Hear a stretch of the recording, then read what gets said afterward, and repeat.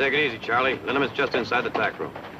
Oh, it's going to take some doing to break that animal. There's a beauty, though. He's going to make a fine cut north. Perdóname. Who do I talk to about the job?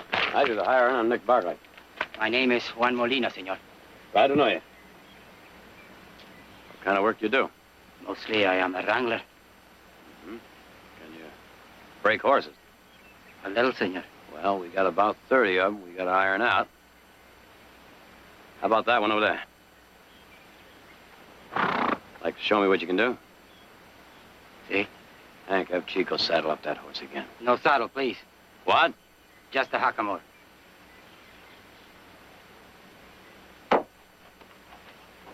Chico! Let this man have a try at that horse.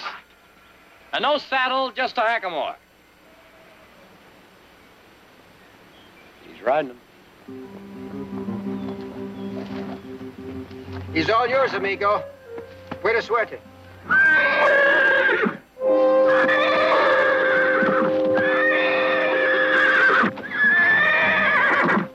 Quiet. Quiet. Shh. I'm your friend.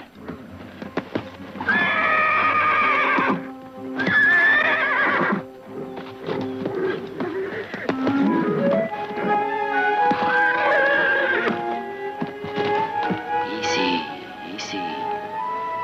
I'm not going to hurt you. Easy.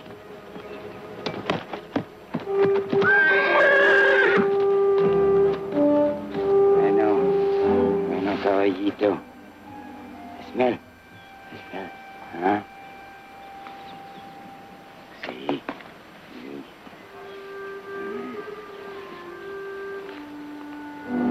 See?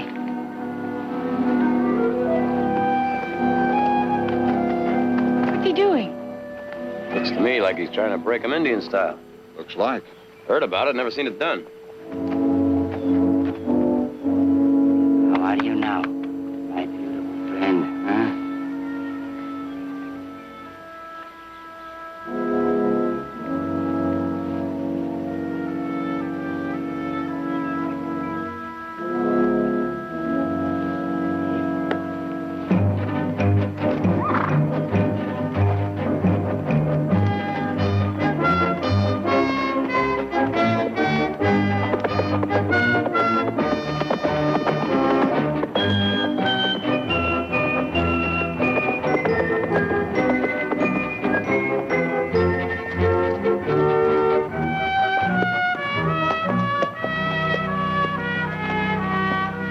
Well, how about that? He did it. Have you ever seen anyone break a horse like that? Si, señorita. Once. A long time ago. But that man, he is dead now. Or so people say.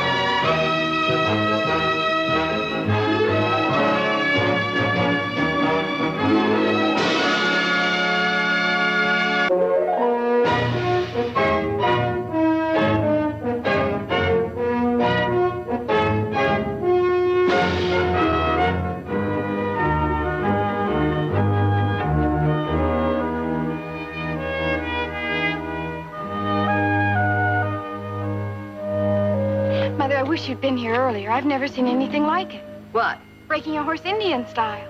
Oh?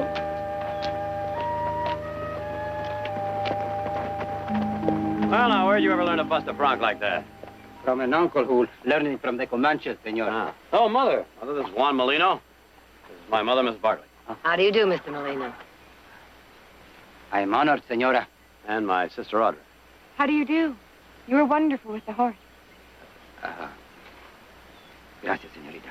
Muchas gracias. You really missed something, senora. So I heard. Perhaps you'll give me an opportunity to see you at work some other time.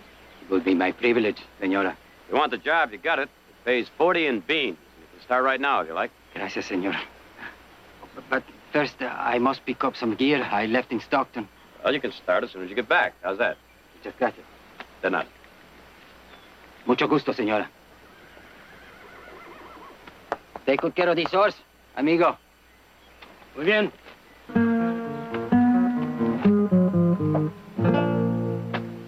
Hasta la vista, señorita.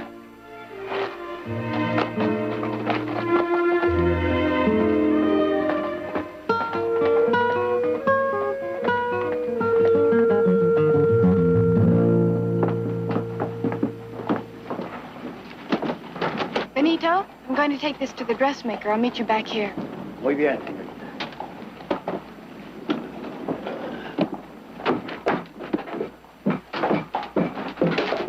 Oh, excuse me, honey. Been shopping, huh? Now, that ain't very polite. Let go. How's about thanking me by having a drink with my friend and me? Said let go. We could have a real good time. Leave the lady alone, senores.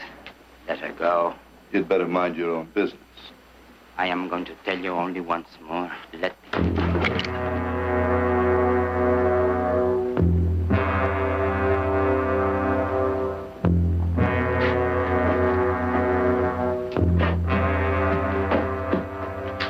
You're forgetting something, senores.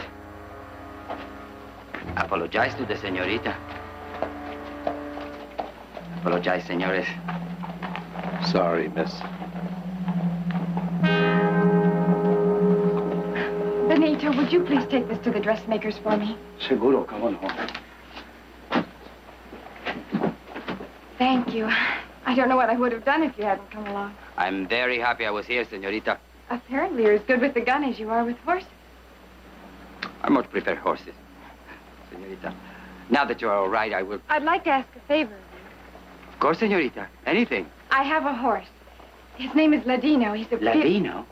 The one who went wild? Yes. Well, he was foaled on our ranch, but he got away and ran with a herd of wild horses until my brothers caught him. His bloodline goes back to a horse named Steel Dust. Steel Dust? Well, you've heard of him? Anyone who's heard anything about horses has heard of Steel Dust, señorita. Well, I want to make Ladino even more famous than Steel Dust. We could start by entering him at the state fair. We? Well, that's the favor I was going to ask you. Could you help me break and train him? Of course, señorita. It's a great honor. But perhaps your brothers... It's all right with my brothers. Well, when do we start? Tomorrow? Muy bien. Thank you, Juan. Thank you, señorita. Muchas gracias.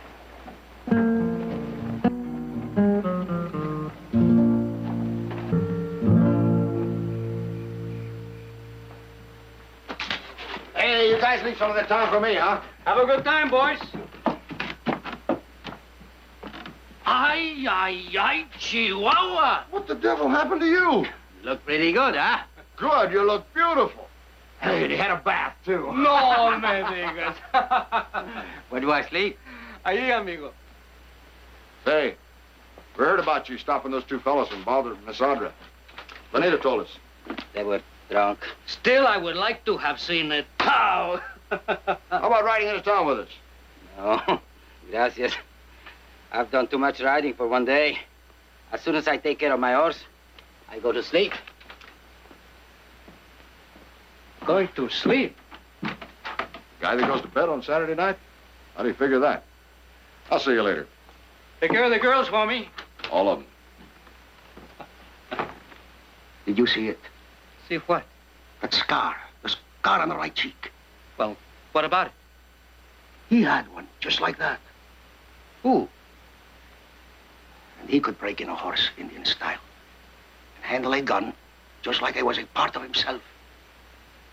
It's been 15 years. A man changes.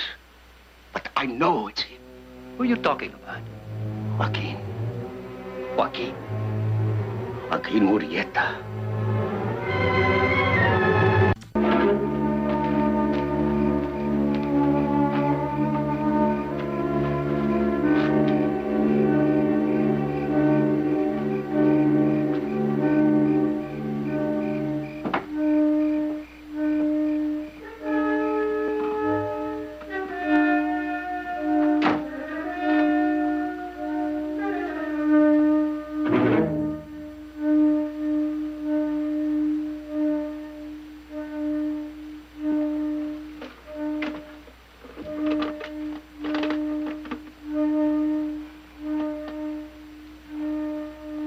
I thought you'd gone stalking with the others.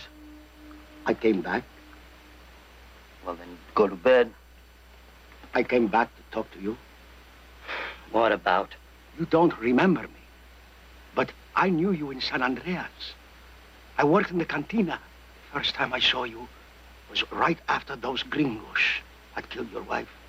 The night you swore that you would kill them, every man who had touched her.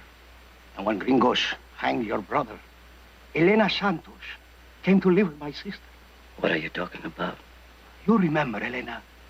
She loved your brother very much. Elena, she still works in San Andreas in the cantina. And Look, old man, you've got me mixed up with somebody else. I've never been in San Andreas, and I've never been married, and have no brothers. And I don't know anybody named Elena. you do not have to worry. The gringos, they will never suspect who you are. They want to believe Joaquin Murrieta is dead. Joaquin Murrieta? We have been waiting for you. Hundreds of us. We knew you would come back someday. Hombres from all over, ready to ride with you again. What's the matter with you, huh? You had too much tequila, huh? Joaquin Murrieta is dead. No. He's been dead for many years. The gringos killed him. You are Joaquin. Listen to me, old man. You're wrong. I am not Joaquin. Do you understand? Do you?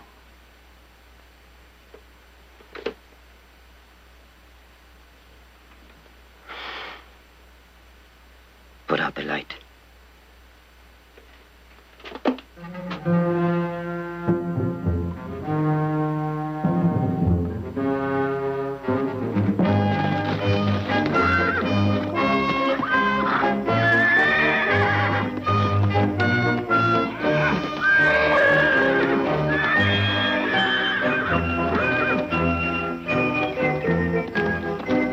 I brought us some lemonade. Oh, gracias, señorita.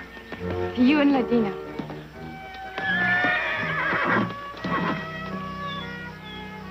You were right, señorita. He's a beautiful animal. Watching him, I almost wish we didn't have to take his freedom from him. But then... Then? But then I remembered he belongs to you, and what does a lucky horse like that have to complain about? Señorita, soon it'll be El Cinco de Mayo and the big fiesta to celebrate it. Will you be going? Probably. Well, then, perhaps I will see you there. And you will do me the honor of having a dance with me. Are you a good dancer? Well, I don't like to boast. But, Well, maybe we could have more than one dance. Shall we get to work? Sí. Enseguida.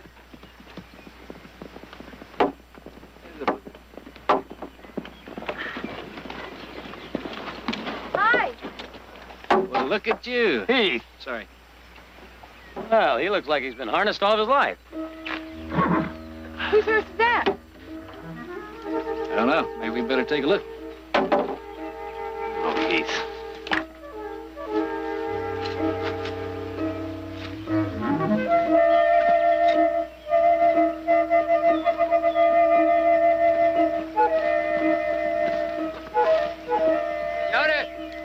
Señorita.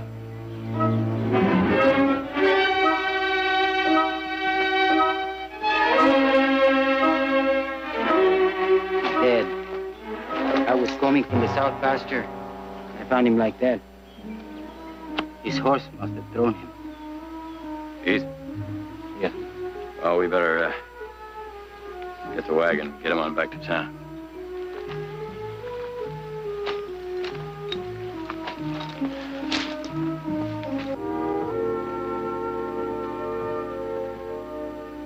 A man works for us for 5 years and we know nothing about it. Here's something. Why do you suppose he's kept this after all these years? I remember talking to him once about Murrieta. To Benita and a lot of others, Murrieta was a hero, a sort of a Robin Hood, avenging all the wrongs done to himself and his people. And it's a strange thing. Benita never believed it was Murrieta who was killed in Priest Valley. What do you think? I don't know. I never gave it enough thought to have an opinion. Well, I'll go up in the attic and see if I can find something to put these things in. Oh, excuse me, senorita. Oh, Juan, you don't have to go. Mother and I are just going through Benito's things to see if we can find the name of someone to notify. We found this in his Bible. Seems as though Benito didn't believe Joaquin was ever killed. Benito was an old man, senorita. And things got mixed up in his head. Joaquin was struck down like an animal. And like an animal, his head was cut off by the gringos and put in display like a trophy of the hunt. Horrible. Horrible? Why horrible, senorita? Joaquin was a thief and a killer. No matter that he stole and killed only after the gringos had attacked and murdered his wife. After all, why should Joaquin have had any feelings? He was just another greaser. Don't use that word. I am sorry. Nobody on this ranch is considered any better or worse than anyone else. Please, accept my apologies.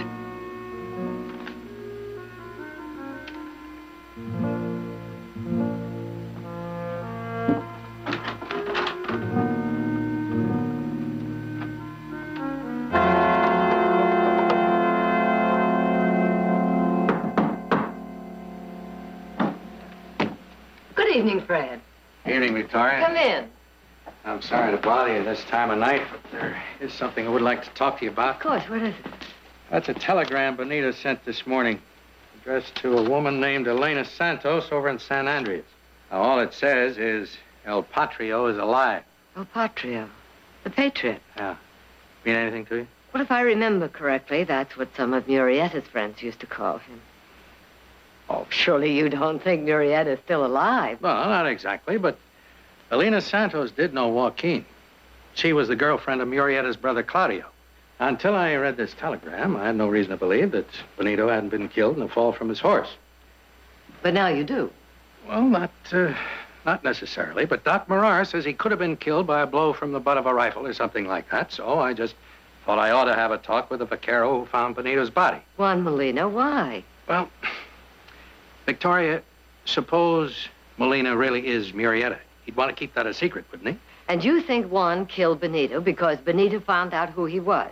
It's possible, isn't it? Oh, now, Fred, aren't you reaching for something way out on the end of a limb? Nick, there are a lot of important people who don't believe that was really Murrieta that Captain Love and his Rangers killed. But the state paid Captain Love and his Rangers the reward. Wells Fargo refused to pay the reward it had posted, and so did most of the other banks.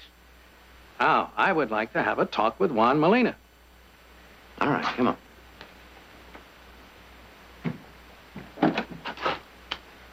Hey, Molina, we could use some fresh money in this game. I gave up gambling a long time ago. Juan. Si, senor. Will you step out here a minute, please? Juan Molina? It's Sheriff Madden. Wants to ask you a few questions. What do you want to know? The name Elena Santos mean anything to you? Benito sent her a telegram telling her that Joaquin Murrieta is alive. So, what does that have to do with me, senores? You lived all your life in the galleys, huh? Si. What are you saying, then? You think I am Joaquin Murrieta? No, I'm not too sure. I know what the sheriff's saying, Juan. I want to know why Benito sent this Oh, telegram. Fred, Benito's an old man. He was imagining things. Maybe. Sheriff, to all North Americanos, Joaquin Murrieta was a bandido and a murderer. And that is true. But why, senores? Huh?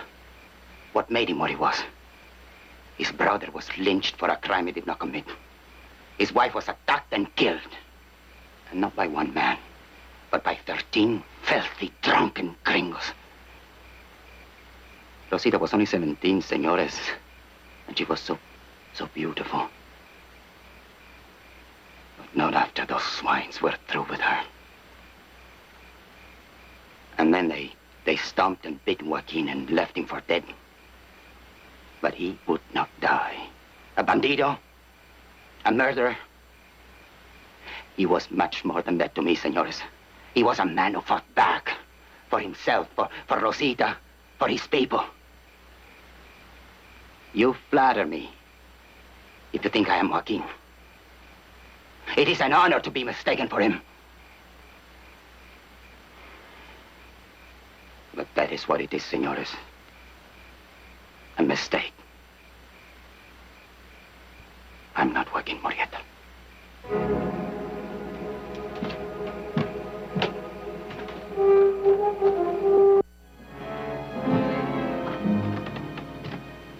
You supposed to be riding fence today? Yeah. Forget it. I want you to pull the Mustangs out of Shadow Canyon. All right. Juan Molina will give you a hand.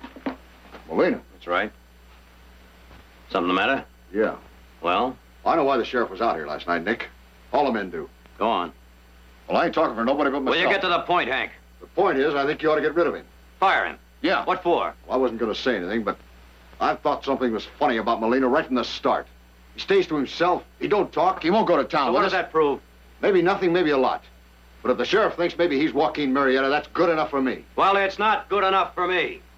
And no one, you or anyone else, is going to tell me who I can hire and who I can fire. Now, you get to work. I'm not going to work with Molina. And I'm not going to live in the same bunkhouse with him. I saw what Murrieta did to some men once up in Spanish Flats. He went kill crazy just like that. And well, it wasn't very pretty, Nick. And the same thing could happen around here. That is, if he is Murrieta. I've been with you a long time. But if that guy Molina stays, I go. Well, looks like I came by just in time to wish you adios.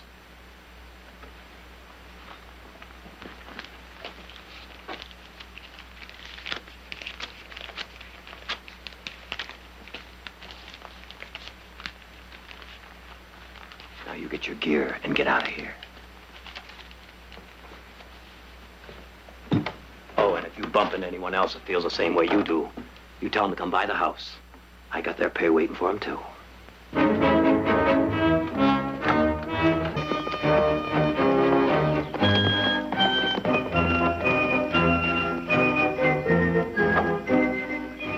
Buenos días, señorita.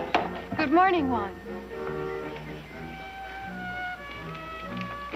You're not going to ride Ladino this morning, señorita? No, I have some errands to do in town. I'd like you to drive me. Would you get the buggy, please? Bien. Señorita, perhaps it would be better if one of the other men would drive it to town. I asked you. But there is so much talk. I know all about the talk.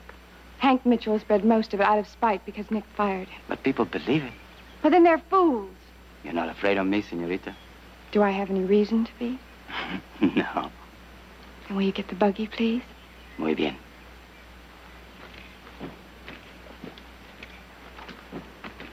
You going to town? Yes, I've asked Juan to drive me. Oh? Yes, I want to show the people in town that we don't believe the suspicion about him. Oh, it is all right, isn't it? You bet it's all right. Morning, Victoria. Sarah? Good. Good morning. Miss Santos, this is Mrs. Barkley and her daughter, Audra. This is Elena Santos, the lady that Benito Flores sent the telegram to. She just got in on the stage from San Andreas. What brings you to Stockton, Miss Santos? The sheriff. I sent her a letter, asked her to come over and take a look at that vaquero of yours. I trust that's all right with you? As a matter of fact, it is not all right with me, Sheriff.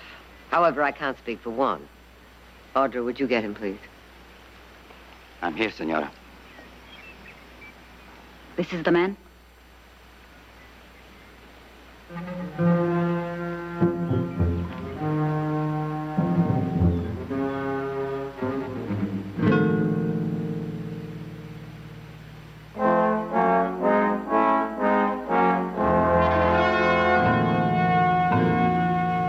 Well, Miss Santos?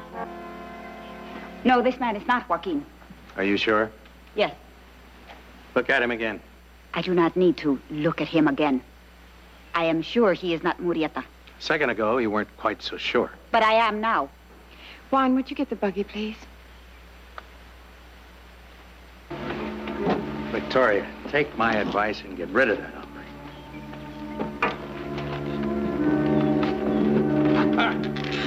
Bye.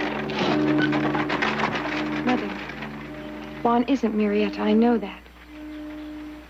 But I had a feeling that woman was lying. So did I, Audra. So So did I.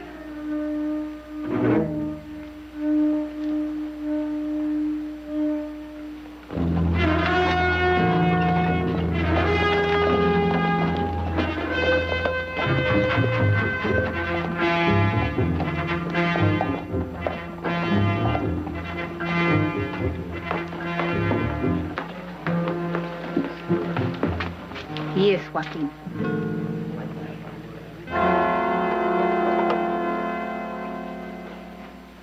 Juan? Si, senor. We have about 3 Mustangs need breaking. Think maybe we can get to it tomorrow? Si, senor. Here you had another visit from the sheriff yesterday. He brought a woman called Elena Santos. Yeah, I know. Audra told me all about it. We'll be going down to Mexico in a few weeks to buy some cattle. Think maybe we can have those broncs ready for the remuda? Seguro, senor. ¿Cómo no? We'll be trailing the herd back through your hometown. I always like to stop in the Gallows myself to see a friend of mine. The alcalde, you know. Si. Luciano Tejada. Yeah. Fine ranch he has down there. El Rancho Cañada de San Miguel. San Antonio.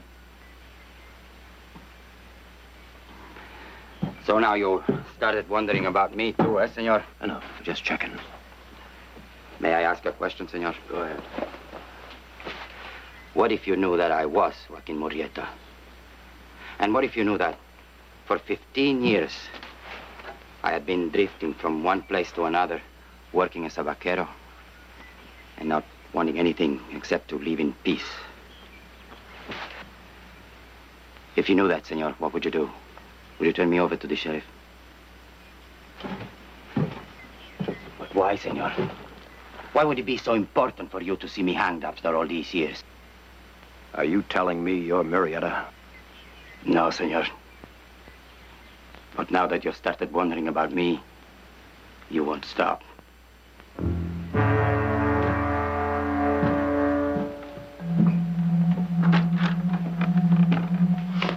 Oye, amigo. Dígame. There was an hombre here looking for you. ¿Quién? I never saw him before. He left a note for you on your bunk.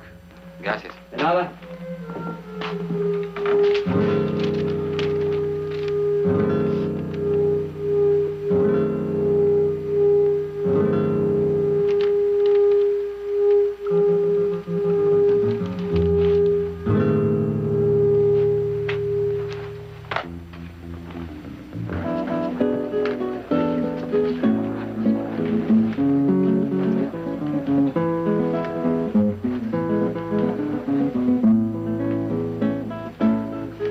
This way.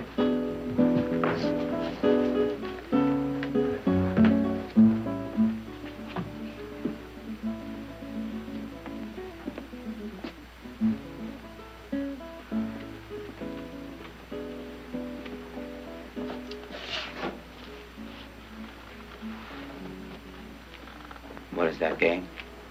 It's not a game. I am looking into your future. What does it say?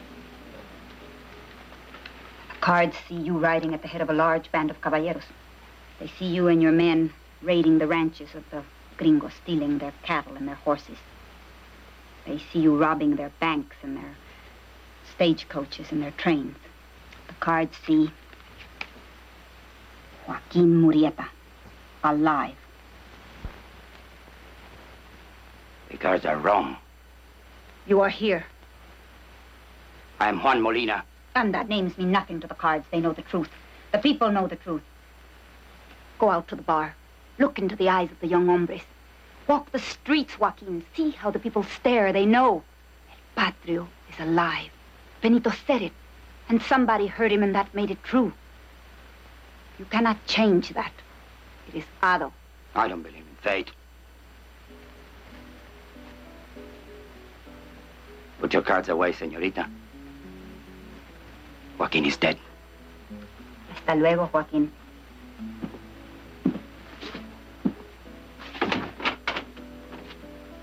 No.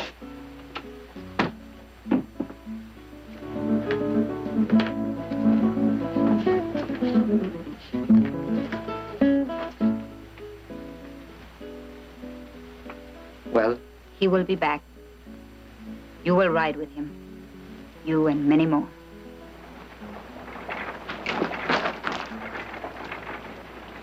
Hold it. We've been waiting for you. He and my friend are going to take you somewhere and learn you some manners. Now get down from that horse. Apprendi? Sure you do.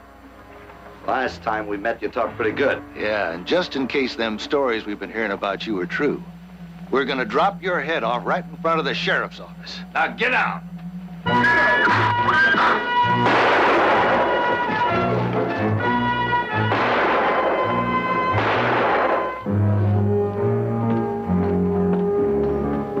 What do you want? Do you know why the sheriff is here? Yes. The man with him is lying, senorita. I will be hanged. I will be hanged unless you help me. How? Tell the sheriff I didn't kill the man. Tell him I couldn't have killed him. So it will be your word against that hombres. And you will be the one the sheriff will believe.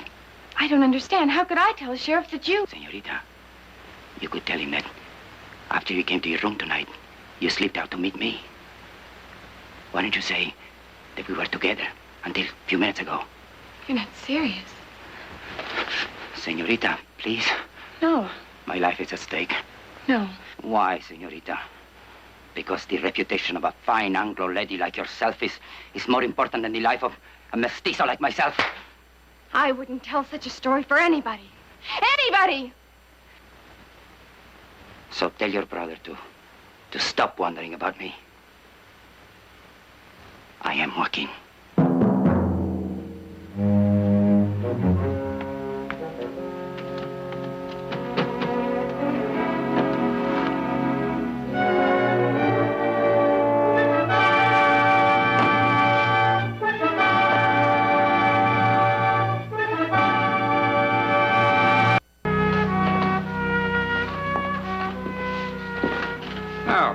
Morning, Heath. Good morning, Harry.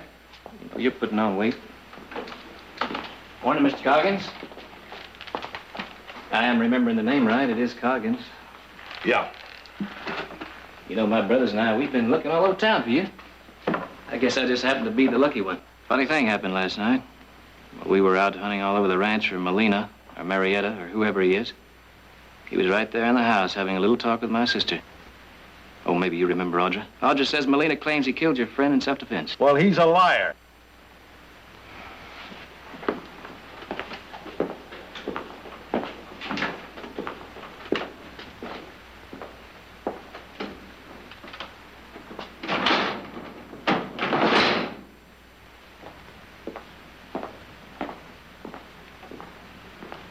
Now, look, Heath, I don't want you breaking up the... Now, Harry, this should cover all the damages.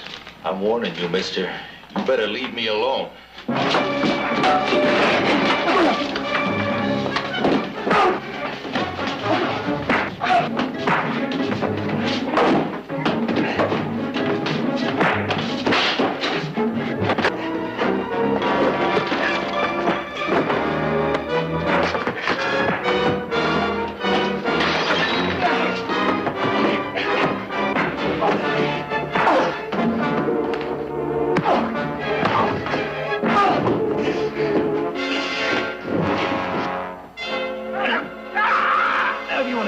Again, you better give me the truth. Although Gringo has admitted he lied. What interest is that to me? Well, I was hoping you'd know where Molina is. Why should I know? That hombre means nothing to me. Well, if you happen to see him, would you tell him he's in the clear? If I see him.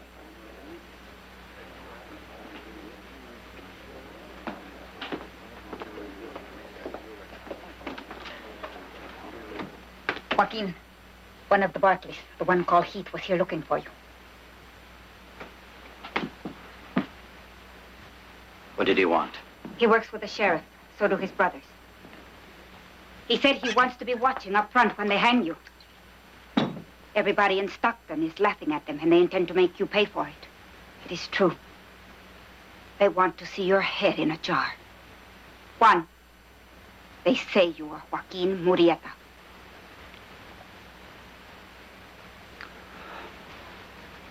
How many men will ride with me tonight? Tonight? Against the Barclay Rancho.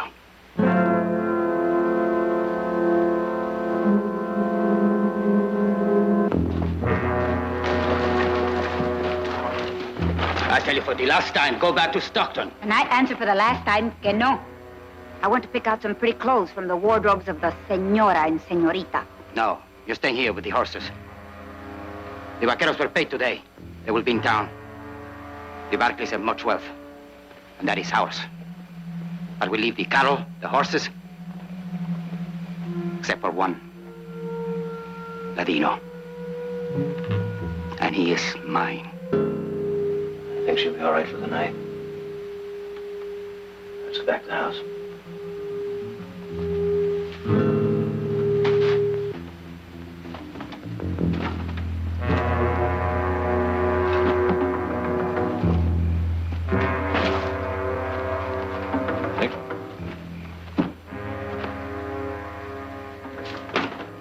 Molina. One.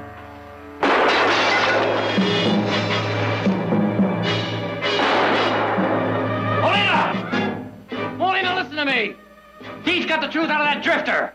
You're in the clear. That trick don't work.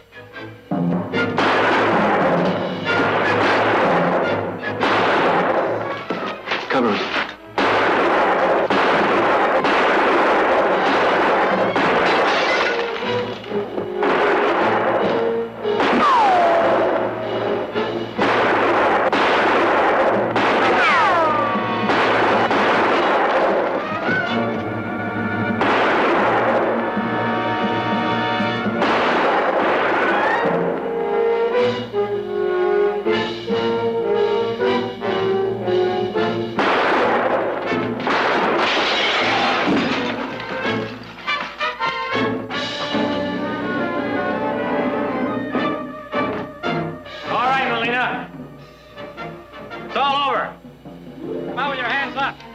Don't be a fool, Molina.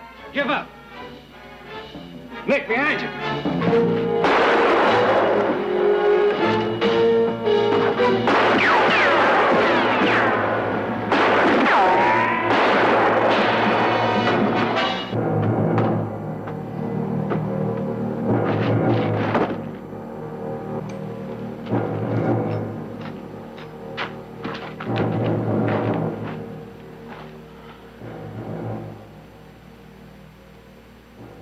Get him in the house.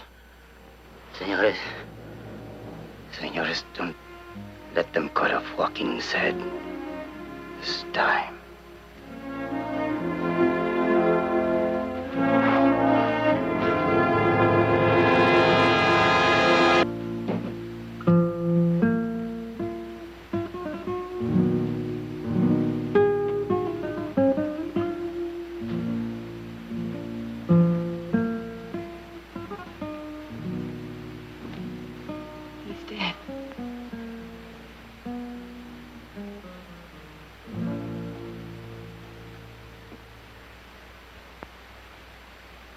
Did he die as Joaquin Murrieta?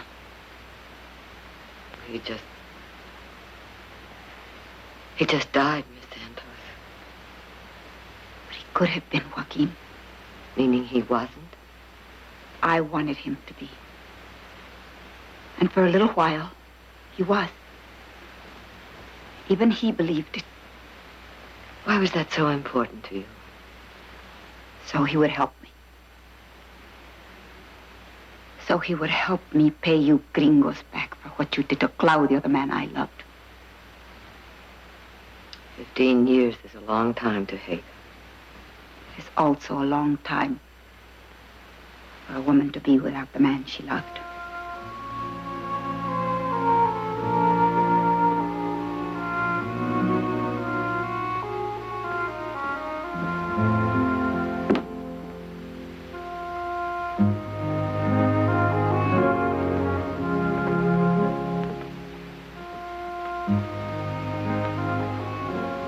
We killed him, Mother. All of us who doubted him. I know. And I could have saved him. Could you?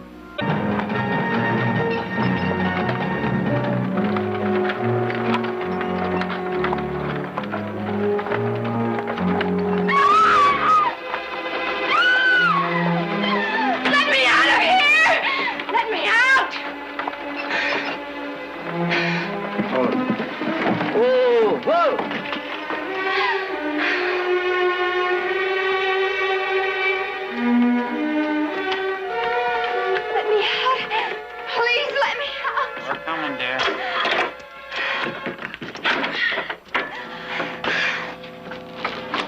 try and get fresh with you in there? Oh, no. I can't stand it in there anymore. I know just what you mean. Must be mighty warm in there, huh? You see them rocks over there? Oh, why don't you and I walk over there in the shade and let you get a little bit of fresh air? Would you like that? Get back inside there. Lock them in there. Come right here with me now.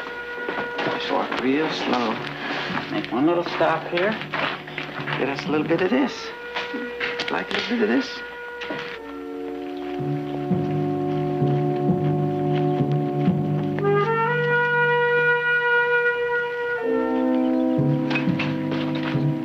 There you go.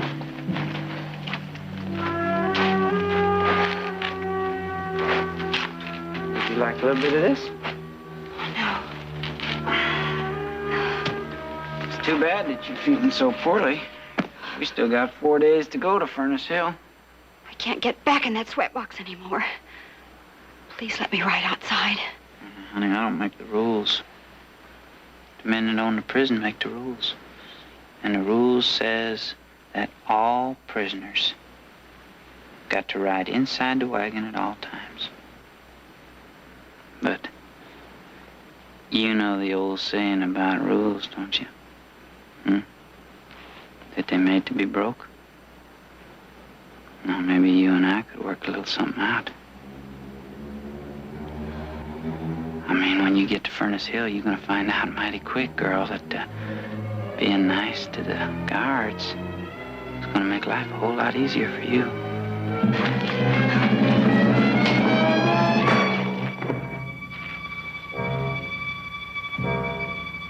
Get up. Come on, get up.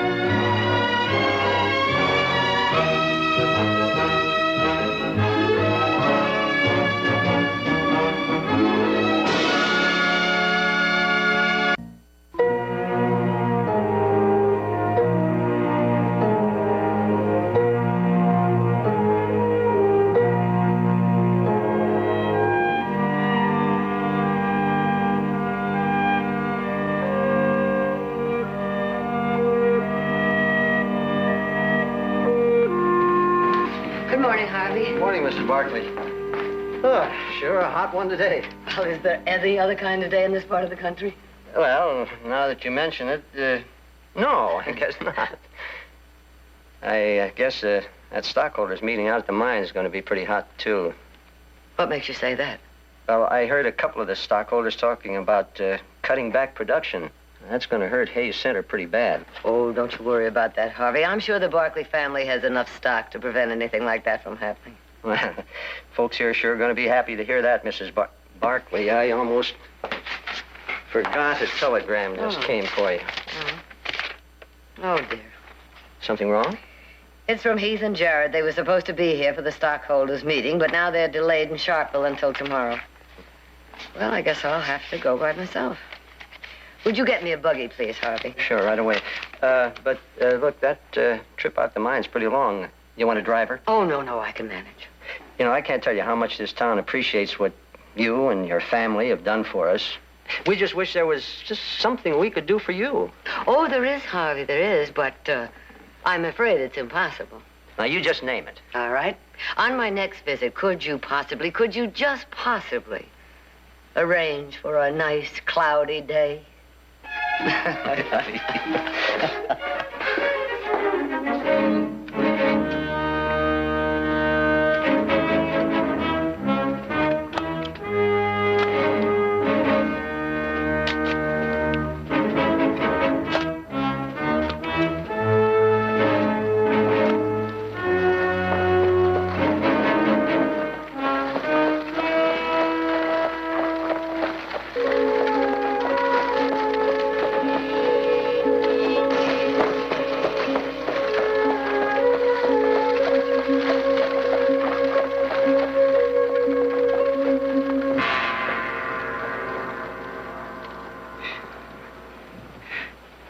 That's good enough.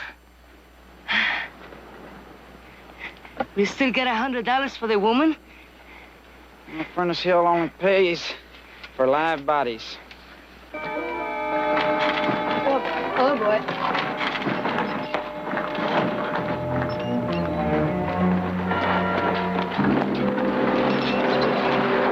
Hello. I hit a rock and lost the wheel. I wonder if you'd be kind enough to help me get it back on.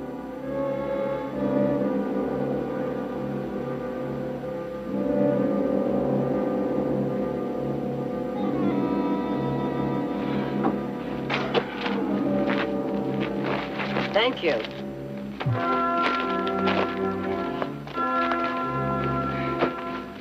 You pick it up. I'll put the wheel on.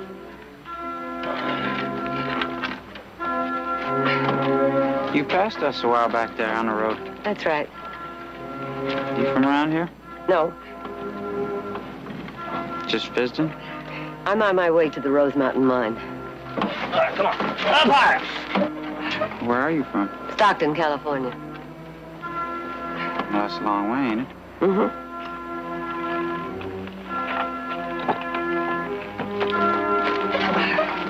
Forget it. We don't need to lose our $100 after all. Put her in the wagon.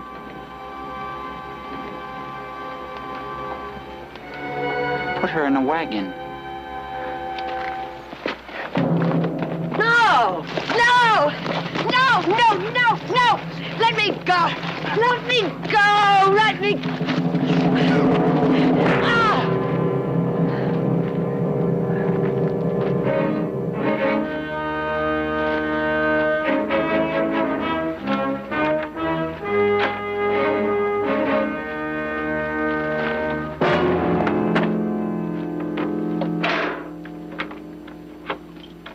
Now, I want you to get that rig out of sight and run that horse off. Senor? What's the matter? You boys don't understand? We done got ourselves another Flo Briggs. That's right. Them boys at Furnace Hill ain't gonna know the difference. Come on, get it done.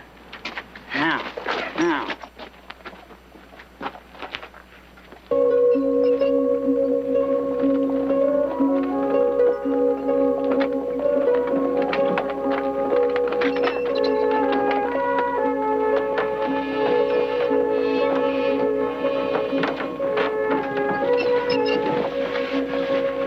Let me out of here! Let me out of here! Last lady you yelled at never got back in again.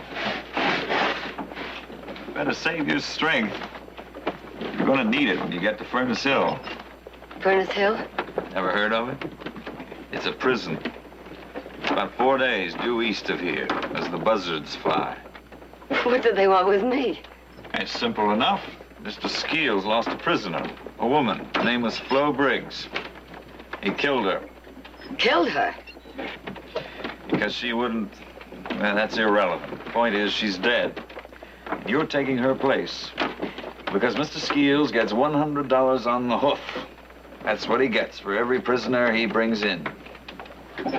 When I get to the prison and I tell them who I am, they... I want to see you trying to tell them you're not Flo Briggs. Lady, you're on your way to a black pit. If you think Gabe Skeels is bad, well, you meet the men who run Furnace Hill. The territory is going to give them $50 a month. They try to keep you locked up. That's all you're worth to them, $50 a month. They won't give a hoot who you are or how you got there. I know Furnace Hill. I've had friends who were sent there. It's a jungle. Like something out of the Dark Ages. You're alone there, all alone. The only thing that matters is trying to stay alive. You mind your business and do what you're told, and maybe, just maybe, you won't leave it in a box.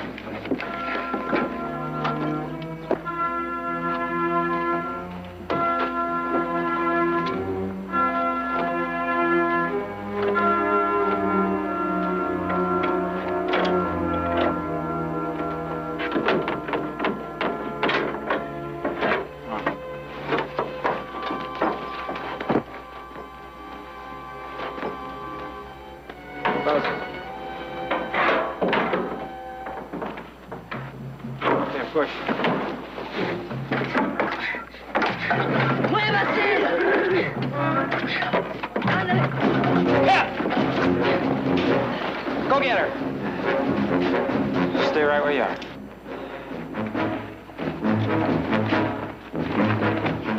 Get over there. All the way over and start pushing down.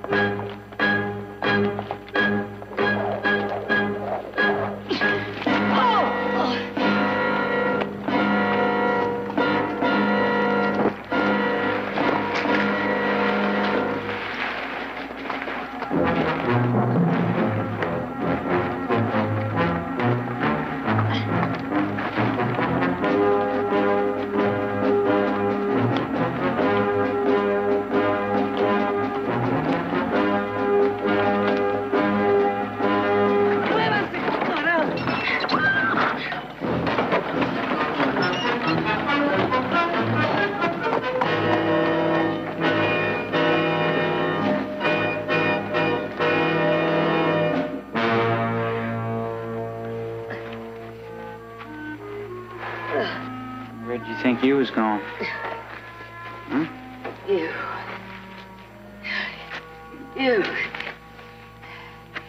You're an animal!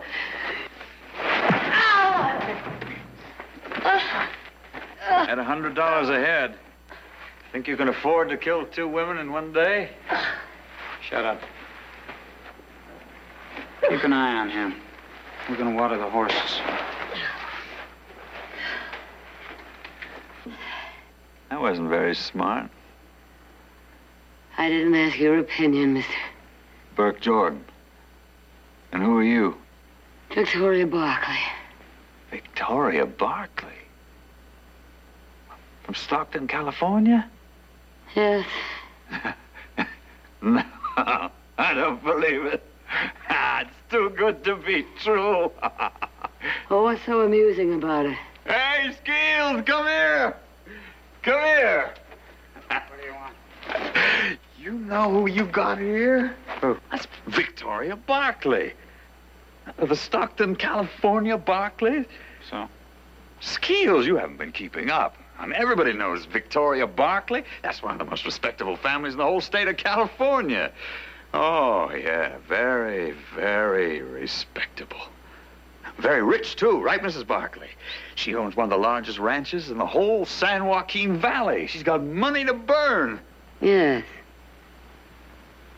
Yes, I've got money. And she'll pay you and let her go. Right, Mrs. Barkley? Shut up.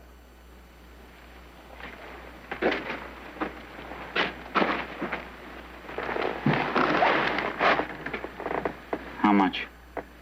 How much do you want? Well, what the man says is true. If you're really as rich as he says, about $5,000. All right. Well, let's have it. I'll get it for you in Hayes Center. Oh, you can get it for me in Hayes Center?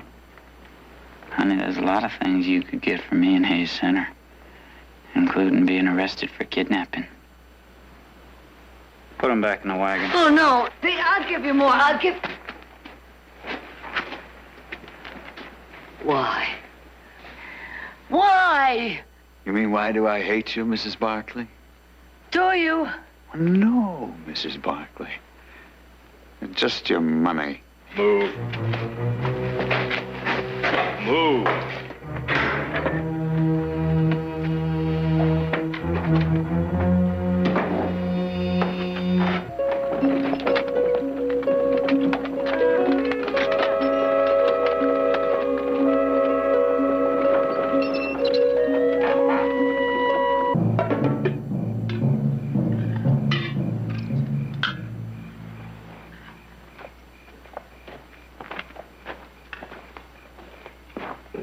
Oh, here comes dinner.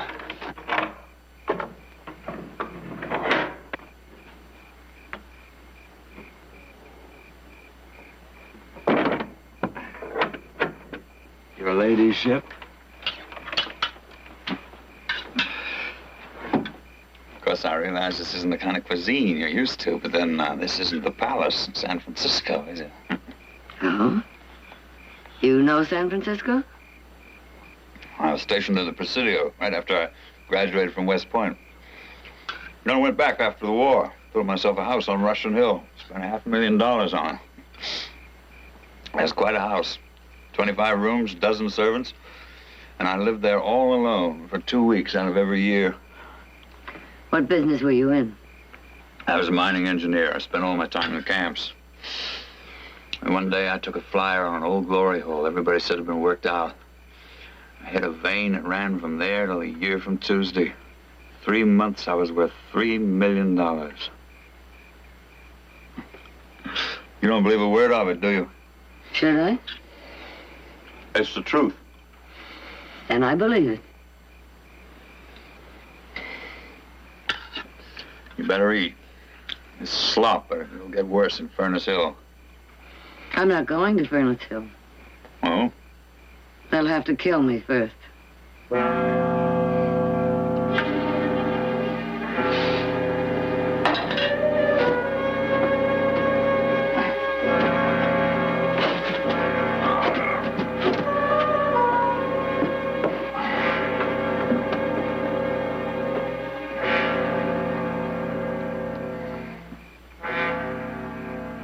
What happened? To what? Your $3 million. I lost it. How? I built a railroad in Colorado. From my mine right through the mountains to Durango. All but 30 miles of it anyway. Then I ran out of money. Tried to borrow some. I couldn't do it. Why not? Because a syndicate of bankers wanted to freeze me out, that's why.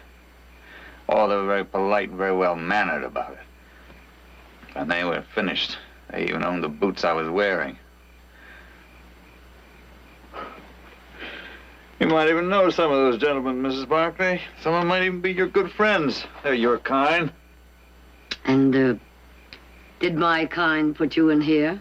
Well, it depends on how you look at it. I decided I was going to try to get some of my money back from those worthy gentlemen. I made a list of their banks. I got me some men together. We hit 7 of them before the law cornered us at Gold River a few weeks ago. I got caught. 2 of my men escaped and the rest got killed. Why are you so interested in me, Mrs. Barkley? Because Well, I just don't think you're the kind of man who would go to Furnace Hill without a fight. All depends. If you think I'm as dead set against it as you are, you're wrong. If it comes to a choice between Furnace Hill and dying, I'll take Furnace Hill. But you have plans. Do I? I think so.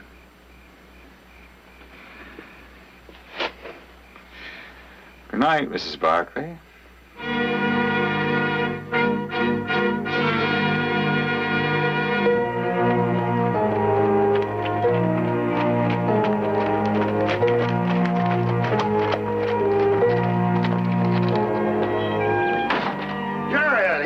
Good to see you again. Mac, how are you? Fine, fine. How far down are you, Mac?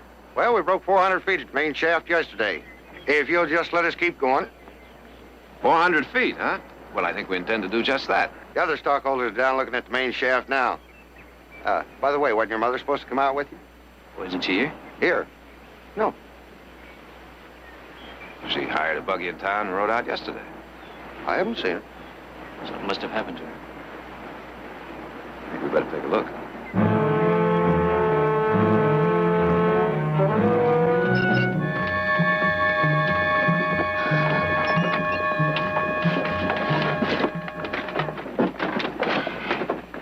Did you tell Skeels the truth?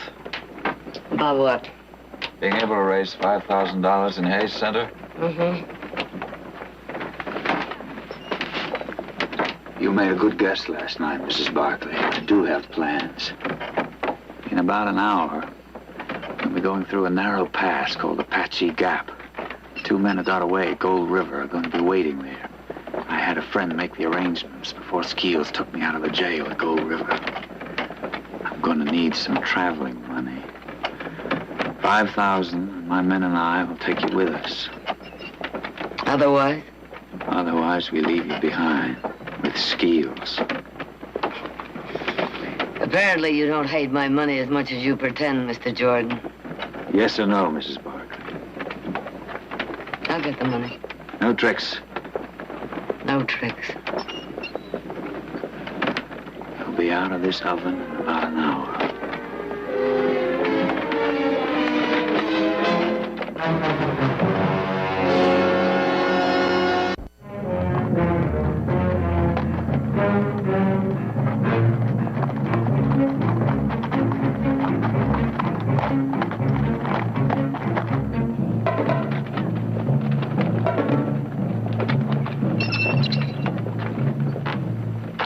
It all right. Apache Gap. They must be good friends. Friends?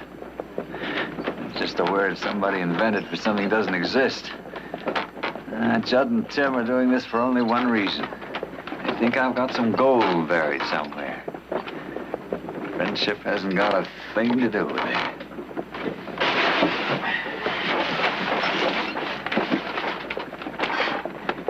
You must have had to work awfully hard at it to become as cynical as you are. Yeah, that's a fact. I came out of West Point. I was a regular knight in shining armor, swinging my saber around, looking for my first dragon to slay. There was one thing I didn't know about dragons. What's that? I fight back. I fight dirty. Like those estimable gentlemen that took my railroad away from me. Oh, they were very expert dragons. They knew every rotten trick in the book. I told you they were out there.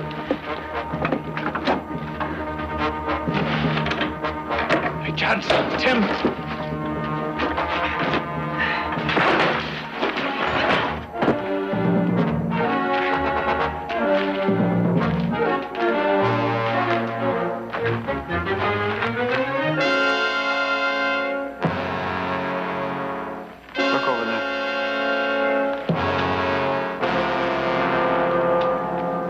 You don't think that I knew you was up to something, boy, the way that you was acting? Huh? This gap here is the ideal place for bushwhacking. So I sent my two men here around a long way. And they surprised them two boys and did a little bushwhacking of their own.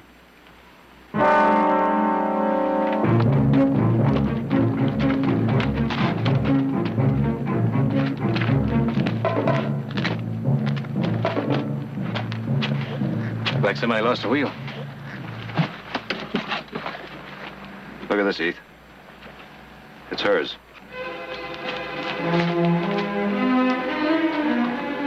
She could have unhitched the horse and gone for help. Got lost.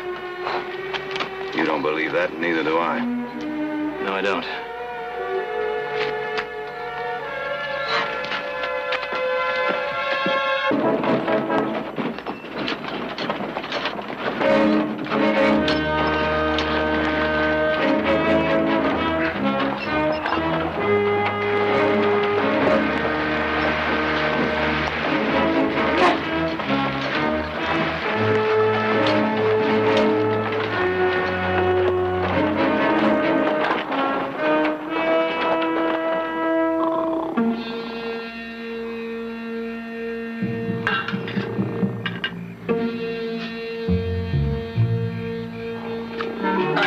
the horses.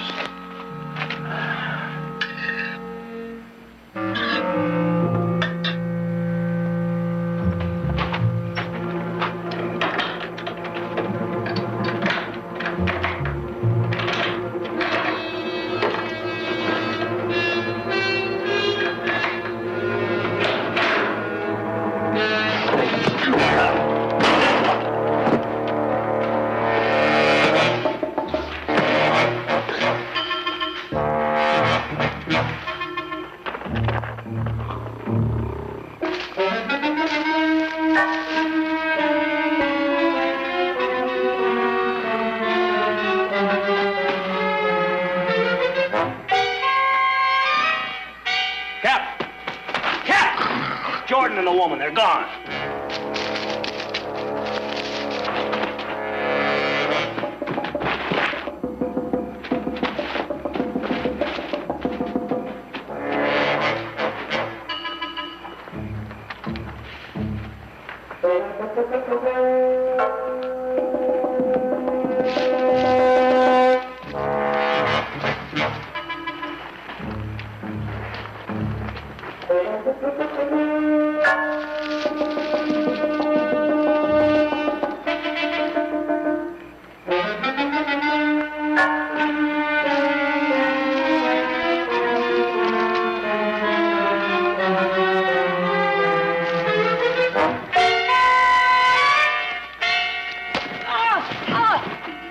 Get up. Get up.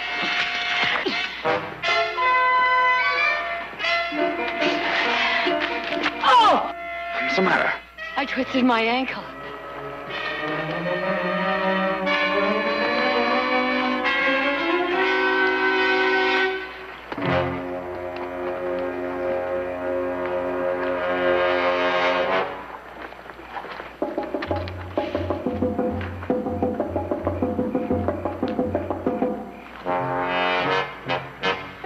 We're never gonna find them in this dark. I ain't going nowhere out there. We pick up their trail in the morning.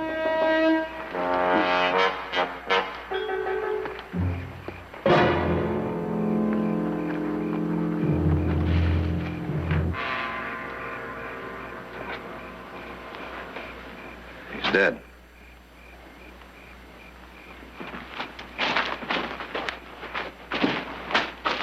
Just hold it right there. Are you boys looking for something? Someone. Someone? That's right. Our mother. She disappeared between Hayes Center and Rose Mountain Mine. Well, y'all have to excuse me for being so skittish. But I just lost me a couple of prisoners. Real mean ones, too. They killed my man here. We've been out trying to track them back there, but I think they got clean away. You say it's your mother disappeared on the Hayes Center Road? That's right. We found her buggy 10 miles outside of town behind some rocks. Well, we was on that road just the day before yesterday. Matter of fact, we cut off at about 10 miles outside of town. We didn't see no buggy anywhere. But we're going on to Furnace Hill now to let them know about these 2 escaped prisoners. And I surely will keep my eye out for her. Come on, help me load him up.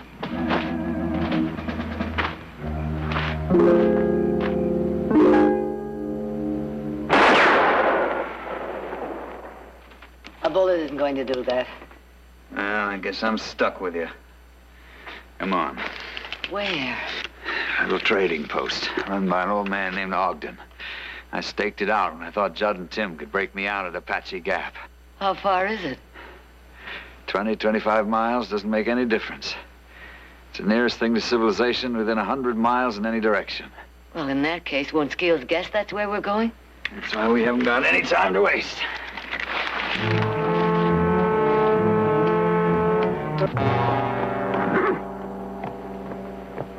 Find any tracks? Not a sign of them. You know something I've been thinking? They done gone to Ogden's place. It's a mighty long walk. Yeah, there ain't no place else for him to go. Come on.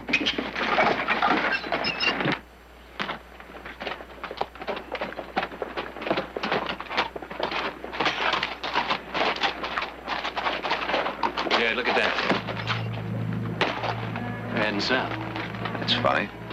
Didn't they say they were going to Furnace Hill? Yeah, that's due east of here.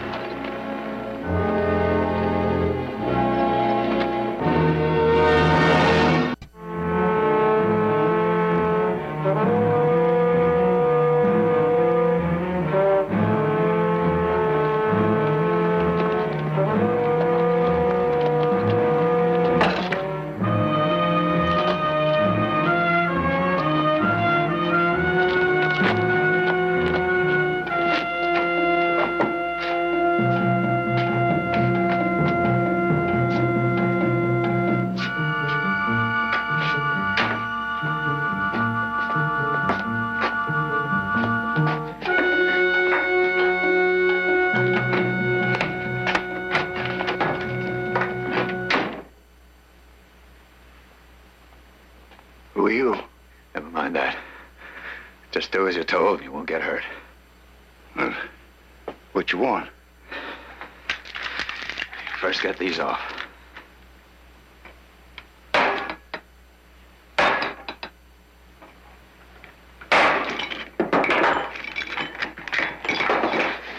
We need food, we need water, we need horses. We've got only one horse. Out there.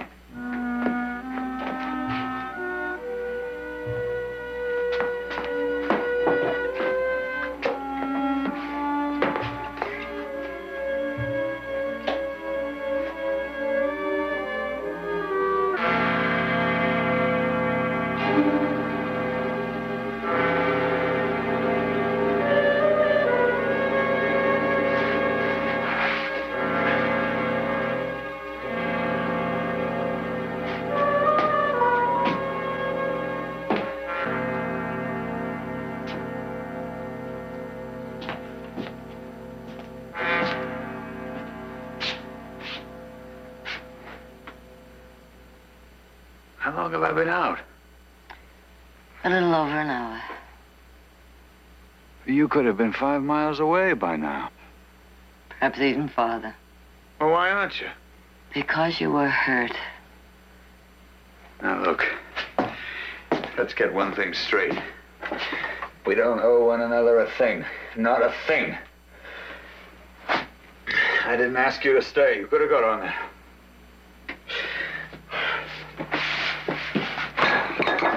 I'll get some water.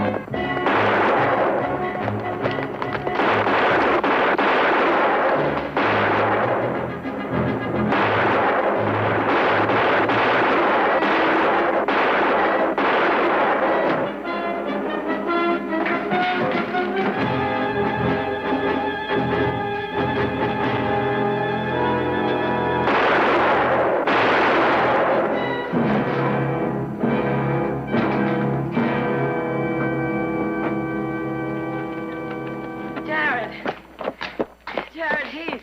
Are you all right? Yes. Yes, I'm all right.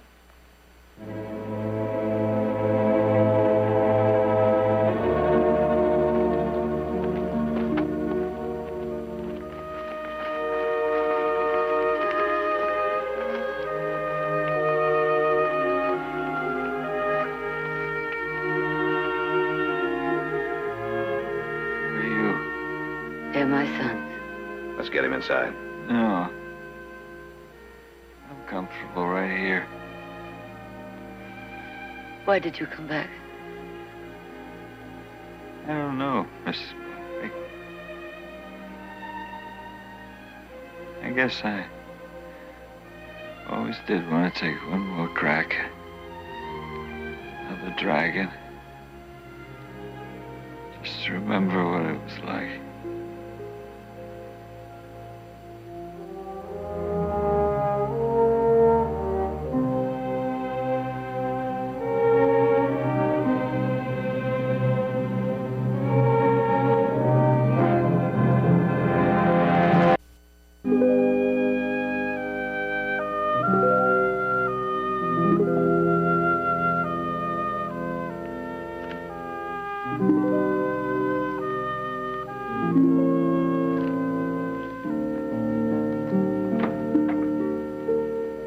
Oh, Jared. Well, look who's up and around. How's the ankle? Almost as good as new. Good. What's all this? Oh, this is some information I had the bank get me about Burke Jordan. His story was true, Jared. He did own a mine, and he was building a railroad to Durango. Oh?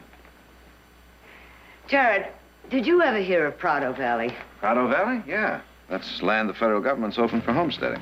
Burke Jordan's railroad runs right through it. I think anybody who took it over and completed it would be making an excellent investment. Uh-huh. Probably would. You want me to look into it? Please. We'd probably be getting into quite a battle with the bankers who tried to squeeze him out. I know.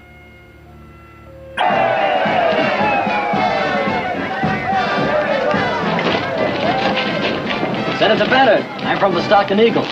Sure didn't expect to see you driving this stage. Well, I had no choice, honey. Something happened to the driver? Yeah, a couple of fellas held us up 4 or 5 miles out of town, you know. They nicked the driver here in the shoulder. A couple of you boys, get a hand. Get him out of here. Come on, Archie. All right, boy. Did you recognize them? Didn't have time to recognize him. Just shot him. All right, get the man over to the doctor now. Well, a term in Congress doesn't seem to have spoiled your aim, Senator. Why should it? We're always taking pot shots at one another in the Senate chamber, huh? Well, I certainly didn't expect anything like this. A warm welcome homecoming. I want to thank you, ladies and gentlemen. Yes. Thank you, one and all. Stockton Eagle, eh? Well, Senator. Well, now. I hardly expected a welcome from the opposition. I'm not extending one, I assure you. I live here at the hotel. I thought maybe you'd come to bury the hatchet, Your Honor. My party's never going to make peace with gunslinger politics, Bennett. No matter how colorful they may seem. Sometimes I get the feeling that Judge Daggett doesn't approve of me.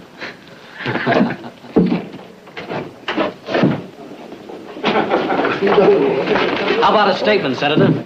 Why, just one second. I'd be glad to oblige you, young man. Now, yes. I don't make no bones about it. I've come back to run for re-election. I want the job, I can do the job, and I'm the best doggone man in the world for the job. I'll second that. Victoria Yeah. Buckley, you are a sight for hungry I eyes. heard you were coming to Stockton. Is Amelia with you? No, she's still in Washington. Oh. We thought the trip might be a little too much for her. What are you doing here? I thought you'd be at the ranch. Oh, we're having the house renovated, and I'm staying here till it's finished. Family with you? I'm beginning to wonder if I have a family this week. Nick and Heath are out on the range, Jared's staying in the bunkhouse, and Audrey's in New York. Little lot in New York. Mm-hmm. We do have a lot of catching up to do. Almost 6 years. Say, what about tonight, dinner, huh? Just the two of us, we can fill in all the gaps. It sounds wonderful. About 7 o'clock in the dining room. Fine. Victor? Victoria. You still found a pheasant and a chilled bottle of Chablis. Mm-hmm. And our Chablis was particularly good this past year. It's a shame we can't arrange with a hotel to furnish us with a gypsy orchestra. Your company is enough, Jim. See you.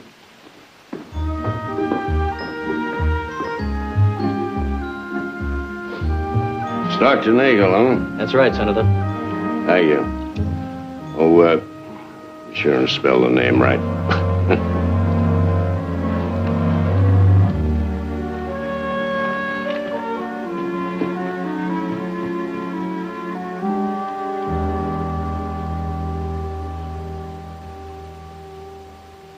I knew Ben had once courted Victoria Barkley before he got married. I never realized their relationship was so close.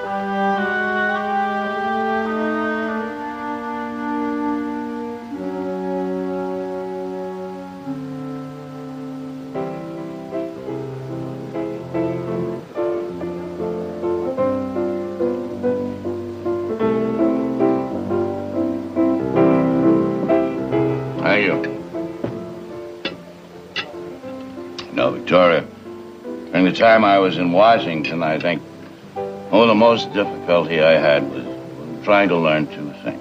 First, how to control my temper, and secondly, how to balance one of those silly little teacups on my knee. Well, apparently you managed both very well. I didn't hear of a single incident while you were in Washington. No, otherwise there wouldn't have been an opposition senator or a teacup left in one piece. You're absolutely right, Victoria. This Chablis is excellent. We had a lot of rain last year, and that makes a great difference. Well, it bears out what I've always said. Given proper irrigation, there isn't anything you couldn't raise in California. Why, it could be the greatest, the richest agricultural center in the world. Well, I imagine we'll come to that someday. If only we could convince people like William Daggett that the most important problem is water. What we need is an aqueduct, a canal system of some kind, No, all they can think about is how much money it's going to cost, not how much money it will eventually earn for the state. They're blind. They have no foresight. They're just not in touch with destiny. You really believe in this state, don't you? Yes, I do, Victoria. Yeah, I was raised in the Sierras, brought up, schooled in a gold mining town. I guess I'm just part of the dust and the dream. I suppose we all are. Otherwise we wouldn't be here. And so, to destiny. Oh, I've missed you in Amelia these past years. I wish you were here. So do I, Victoria, but our doctor advised against me. Are you blind? Huh? Why don't you watch where you're going? Oh, it's all right, The Jim. clumsy fool. Now, wait a minute. I want to make it up to the little lady. Take your hands off. Come on, little lady. I won't buy you. Take your hands off her. Drunken fool. Jim! What's the matter with you? No.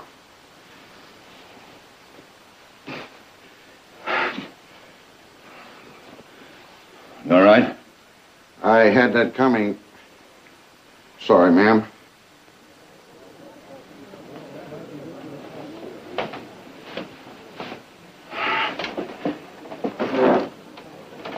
Guess I haven't learned to control my temper as well as I thought. I'm sorry, Victoria.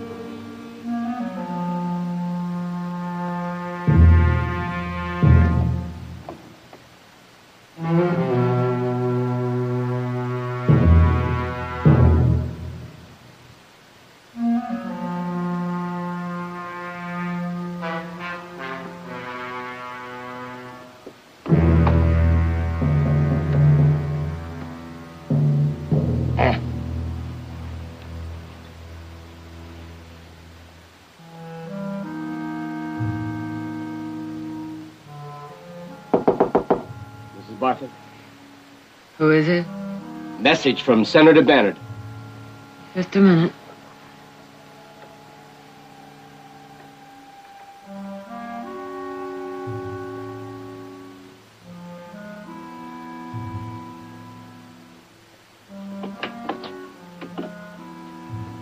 He's in room 20, ma'am.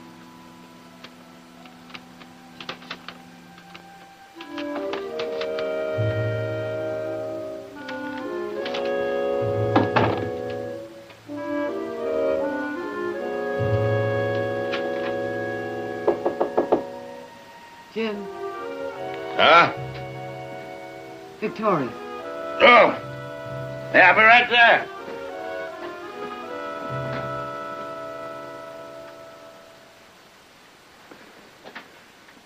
Good night.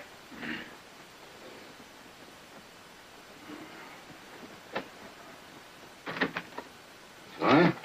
What is it? What happened? Happened nothing. What do you mean? Well, this note, it said to come here right away. Well, I didn't write you any notes. Well, I don't understand. No, neither do I. What is this?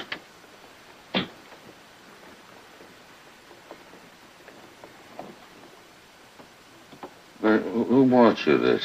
Well, one of the clerks, I guess. I don't know. I was half awake. I merely glanced at him.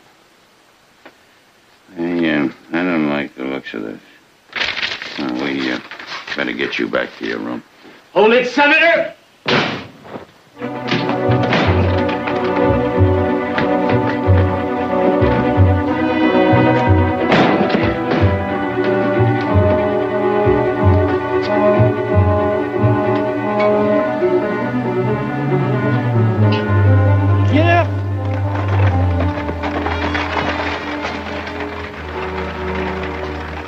I figured Daggett was desperate, but I didn't think he'd be this desperate. Judge Daggett? Oh, no. No, I've known him for years. I don't agree with him politically any more than you do, but this... I'm afraid you've got a lot to learn about politics, Victoria. His only chance of winning this election is to discredit me.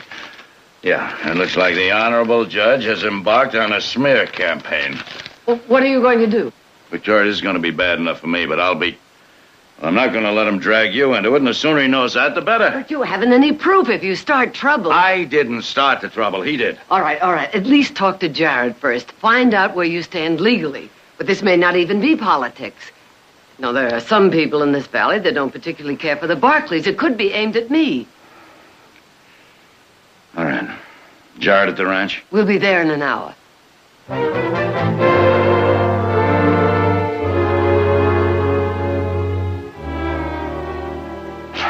Yeah, he had everything all set up in advance. The camera, ladder at the window, the rig waiting outside the hotel. All he had to do was snap the picture and run. Did you get a look at him? Well, no, the flash kind of blinded our eyes for a minute, Jared, you know, and it all happened so fast. And you're sure there were no witnesses? It was 3 o'clock in the morning. Well, how about outside? Could anyone have seen him use the ladder? No, not even the town drunk was up that late. Oh, it was a mighty clever frame, all right. A married United States senator traveling alone meets up with a beautiful widow that he once courted. Well, it fits just as neat as a hook in a boot, hmm? It fits, all right. You know what bothers me the most, Jared, is what this scandal could do to your mother's reputation. Just smear it right... Oh, hang my reputation. I've been gossiped about before. But not like this, Victoria. They'll drag your name through the mud in every barber shop, pool hall, saloon. Everybody from preachers to drunks will be talking about you. My name has probably been mentioned in worse places than saloons. Oh, yeah.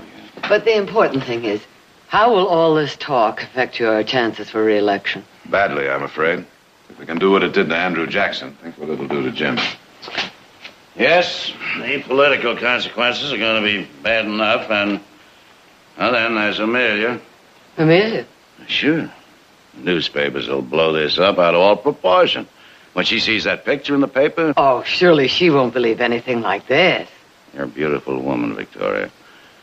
And Amelia's known all along that I've been very fond of you. It could worry her, and with her heart as bad as it is. Now, wait a minute, Jim. I think we're getting a little ahead of ourselves.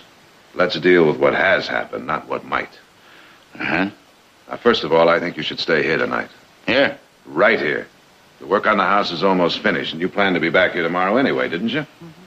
I can't stay here, Jared, especially after what's happened. Well, people will be gossiping even more than they are now. That's exactly the point, Jim. You've always stayed here, and if you don't stay here now, it's going to make people wonder what you are hiding. Jared is right. Now, think about it, Jim. Think about it.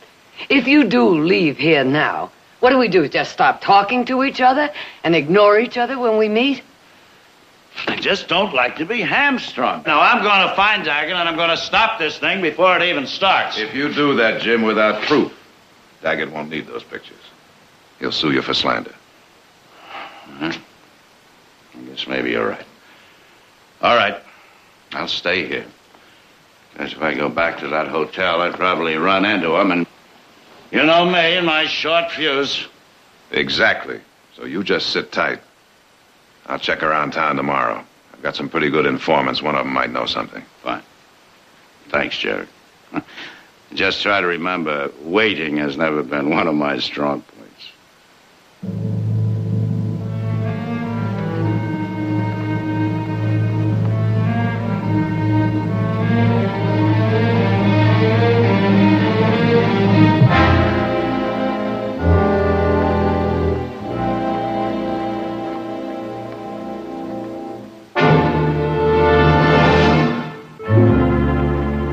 $1, ladies and gentlemen, I'm holding here in my hand, weighs less than half an ounce.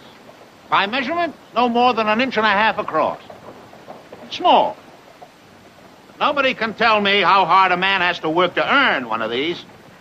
Because, you see, my family were farmers. And at a very early age, believe me, I learned what it took to put $1 away in my jeans. I'll tell you something, I haven't forgotten that. I'm not ashamed to say that I value money. And I can't spend $1, mine or yours, without first knowing where that dollar is going and whether I'm going to get a full dollar's value in return. And I'm distressed, my friends. I am appalled by some of the men in our government who squander our taxes as if it were so much corn seed, who instead of being the guardians of our money, are ready to pour it out in all kinds of wild, fanciful schemes. Now, you take my opponent, Senator Bannon, for example. Now, this man argues that building aqueducts is progressive, is far-seeing. There's no such thing, my friends. It is as reckless an idea as I've ever heard, and in the end could bankrupt this whole state. Now, that's not a far-seeing idea, is it? Senator Bannon is no visionary. I'll tell you what he is. Senator Bannon is a man of incredible impulse. We all know of his record of impulsive acts, the gun duels, of fist fights. Only the other night at the hotel, he almost battered a man senseless. Now, some of you may admire behavior like that, But I want to tell you that rashness has no place in the Senate of the United States. We don't want a hair-trigger temper in our representatives, my friends. We want stability. We don't want scandal. We want dignity. We want sanity. And if you agree with me, and you know how to mark your ballot, defeat this man, my friends. Show him the only trigger we respect is the vote. Thank you. Thank you.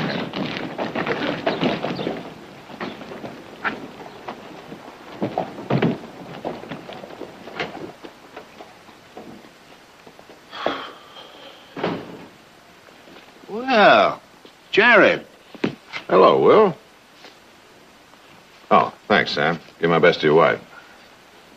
Haven't seen you in quite a while. How have you been? Busy, especially with the elections and all. I can imagine. I don't suppose I can count on Barclay's support. Afraid not, Will. Politically, we're still on opposite sides of the fence. Well, that's what makes horse races and elections. I guess so. Oh, I didn't see Bannard at breakfast this morning. I understand he cut quite a figure in the dining room last night. How was he? When I see him, I'll ask.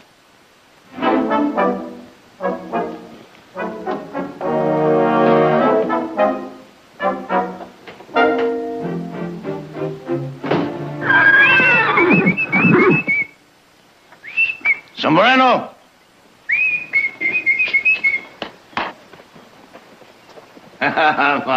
Sombrero. I knew you'd remember me. Look what I got for you. I remember me, old Jimbo. Sure enough, your old trail buddy, you do. Huh? Well, I thought sure enough you would. How you been? Huh? You looking good.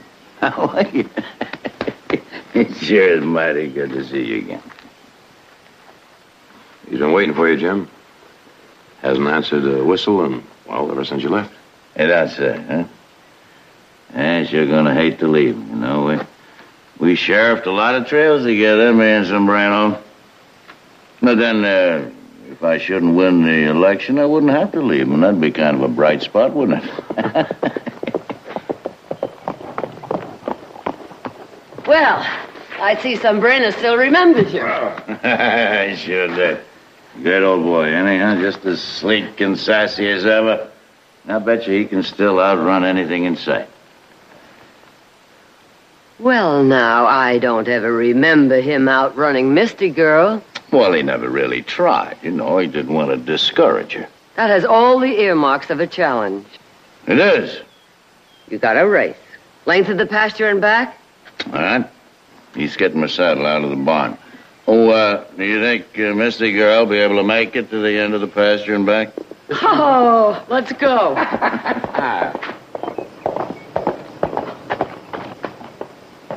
Did you find out anything? I've only had one day. No luck then, Jared, huh? Not yet, Jim. I checked the hotel. The room next to yours wasn't rented. Well, then he must have had a pass key. And what about the valise and the camera tripod? What did the desk clerk say about that? There wasn't any. The room was undisturbed. I checked with the housekeeper when she went in this morning to dust. But that's impossible. We both saw the equipment. Obviously, he had an accomplice. Now, somebody else had to be registered at that hotel to cover up his tracks for him. That brings us right back to Daggett. Not necessarily, Nick. This might answer a few questions for us, Jim. It was left at the hotel desk this morning for you while the clerk was off duty.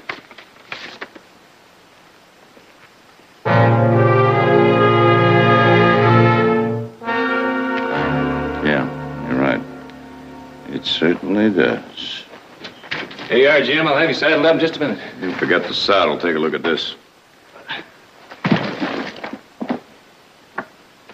Where'd this come from? We don't know. It was left at the hotel this morning.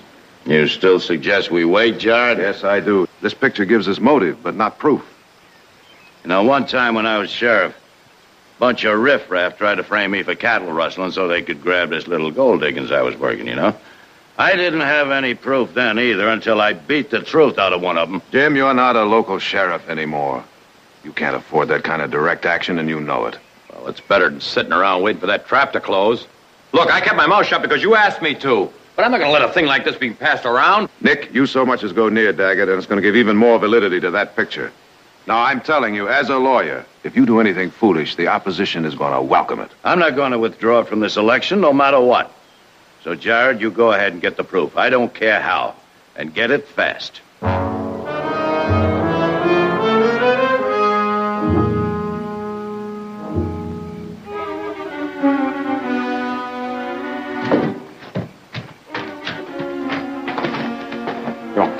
Get over here.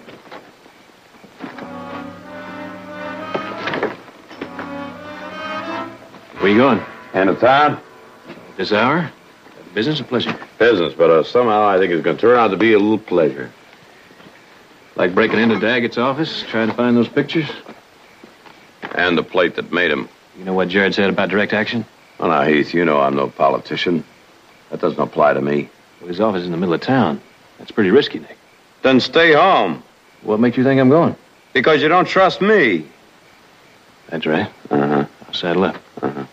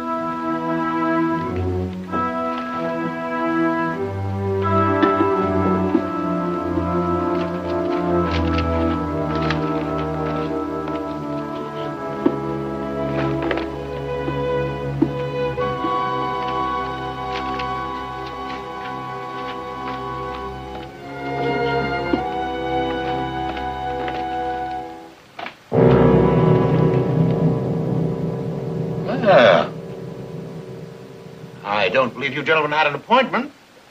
But then, perhaps you Barclays are in the habit of calling in the middle of the night. This isn't exactly a call, Judge. Oh? Well, what then? Oh, yes. Apparently you were searching for something. May I ask what? Quit playing possum, Daggett. You know what we're here for. The pictures of my mother and Jim Bannard. Pictures? That's right. Pictures? You gentlemen amaze me more and more. I'm a jurist, not a photographer. Breaking and entering is a criminal offense. I'm surprised you Barclays would stoop to it. We're surprised you'd stoop to blackmail. That's a serious accusation to make without proof. As a lawyer, I'd advise you against repeating it. Unless you want even more trouble than you have now. The sheriff will be passing on his round soon. You know, I've known your family for years. I'd hate to do anything, shall we say, to embarrass you. So I suggest you leave before he arrives.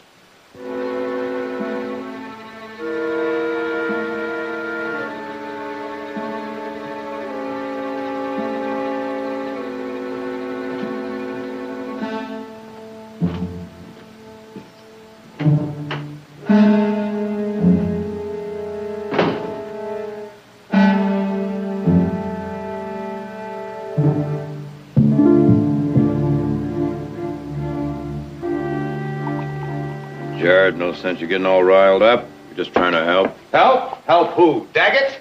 You certainly didn't help Jim. Well, at least we did something. We didn't sit around and talk about Whose it. harebrained idea was this anyway? It sounds like one of yours. No, wait a minute. It Well, wasn't what such a makes you bad think Daggett is going to be stupid enough to leave those pictures in his office? If he has got them, they're going to be in a safer place than that. What happened? Go ahead, Nick. Tell her. All right, what is it? Well, Heath and I ransacked Daggett's office tonight. Ransacked it? Did you get the pictures? All they got was caught. Caught? No, wait a minute. Don't blame Heath. It was all my doing. He only went along with it because he couldn't talk me out of it. Where is Heath? Down in the stable, unsaddling the horses. Nick, you've really done it this time. Not only have you broken the law, but you've handed Daggett a nice present all wrapped up in blue ribbons. If he isn't involved with the pictures, he knows now that we've got something to hide. And if he is involved, he knows that we're scared. Guess we sure messed up things, didn't That's putting it mildly. With your kind of help, you've already got him elected. Jared, I admitted we made Nick, you are the most stubborn, mule-headed... Wait a minute, that'll be enough of that! All right, boys, all right. Now, you listen to me. We're a family. Mistakes or not, we stand together. Now, I suggest we all go to bed, get a good night's rest, and discuss this in the morning when we're calmer. You're right. I'm sorry, Nick. I guess I got a little carried away. Well, I guess we both did. Let's turn in. Good night, Mother. Jim. Good night. Sure. Victoria, the last thing in the world I want to do is cause any bitterness between your sons. I'm sorry. Yeah. It's gonna be like old times, isn't it, huh? Hmm? You and me riding out together? Come on. Come on, boy. Come on.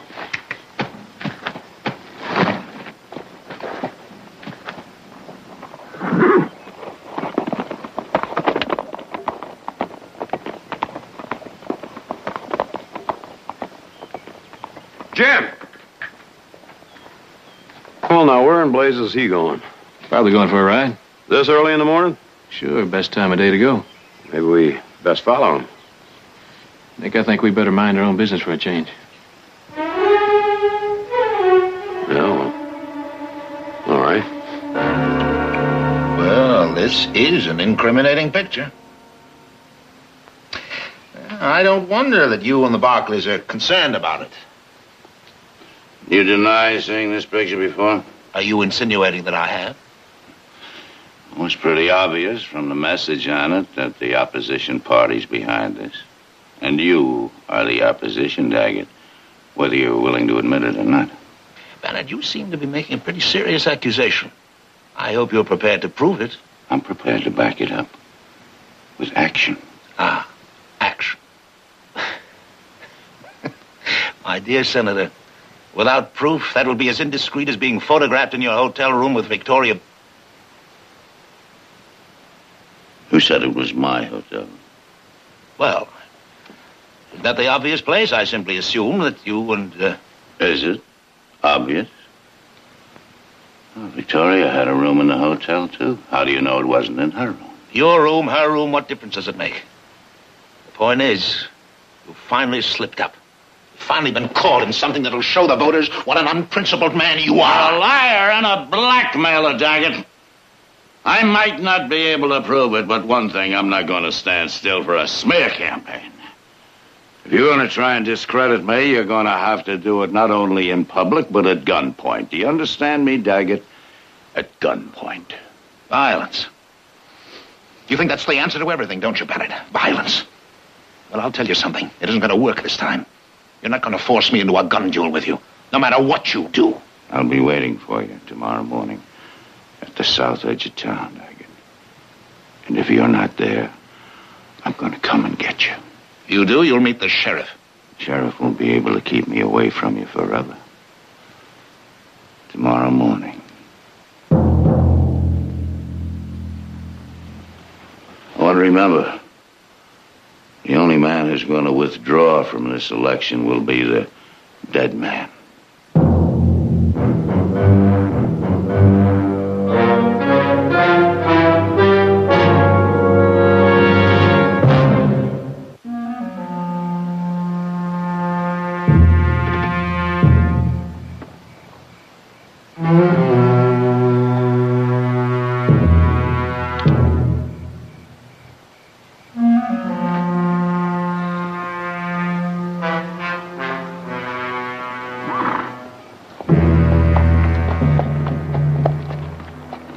Well, finally.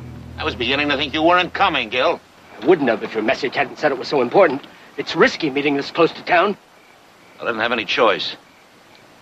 I want some more prints of that picture right away. I Told you to let me make more than just 2 copies. I didn't think I was going to have to use them. But Bannard refuses to withdraw. Here's the plate. I want enough prints for every newspaper in the state. All right. But you'll have to pick them up. I'm not coming out here from Oxville again. With a man like Bannard involved, it's just too dangerous. All right, I'll tell you what. I'm driving to Sacramento in the morning. I'll pick them up at your shop on my way. Oh? Our original deal was for $200? That's right. This will cost you a little extra. What are you talking about? Our deal included as many prints as I wanted, and you know it. It didn't include 2 trips. All right, I'll give you another $50. 150 sounds more like it. 150? Bannard would probably be willing to pay even more. All right. You just better make those prints legible. Or you don't get a cent.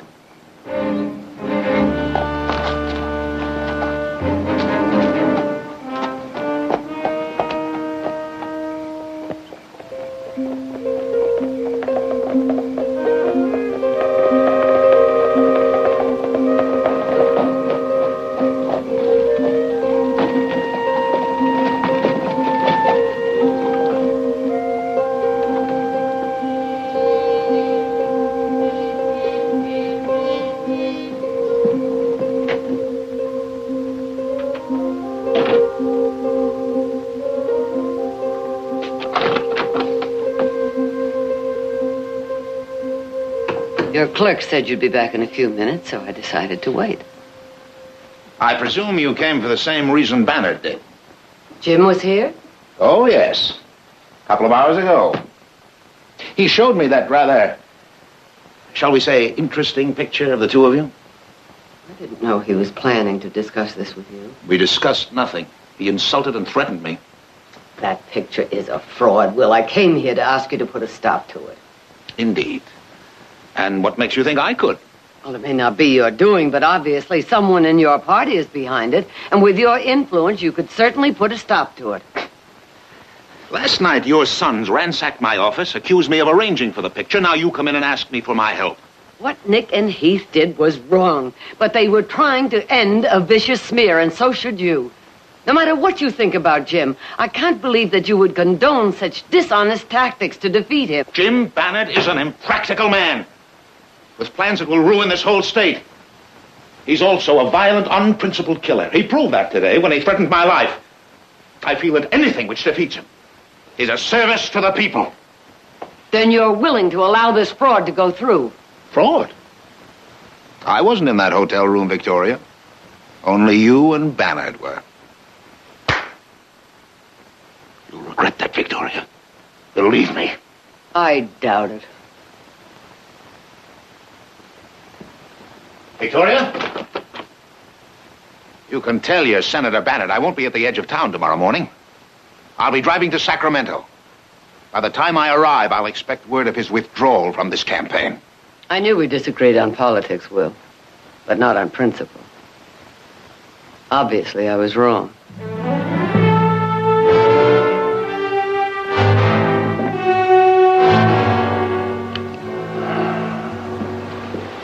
Good morning, Jim. Good morning, Victoria. Breakfast will be ready. What are you doing? You said Daggett was driving to Sacramento this morning. I'm going after him. Those? Mm-hmm. That message he sent was a threat, Victoria. It was carefully disguised, yes, I'll admit, but nevertheless a threat. So are those pistols. At least they're honest. Daggett is not going to fight a duel with you. He told you that yesterday. And I'll just have to make him change his mind.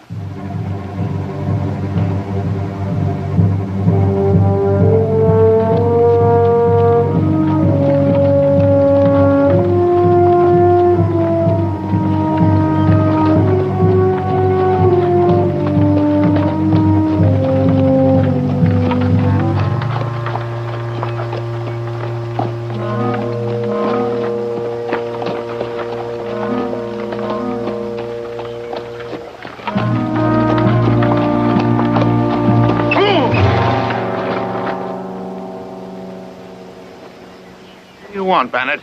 Victoria gave me your message, Daggett. I'm here to give you one last chance to settle this thing honorably. Honorably? Well, I couldn't outdraw you, and you know it. All right? We'll even the odds.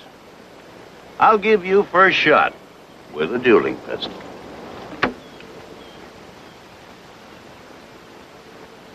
You're even more of a fool than I thought you were. I don't deal in guns. Get out of my way, Barnard. Very well. You leave me no choice.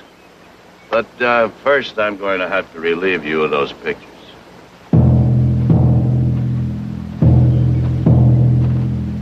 You'll relieve me of nothing.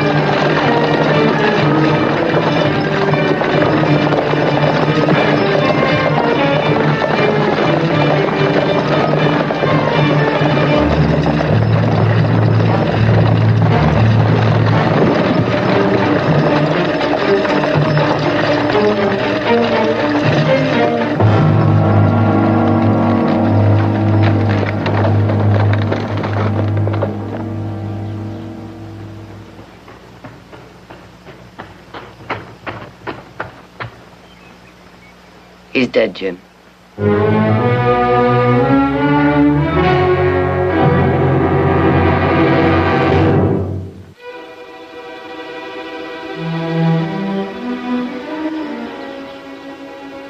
Gotta find those pictures. Nothing. He must be in his valise.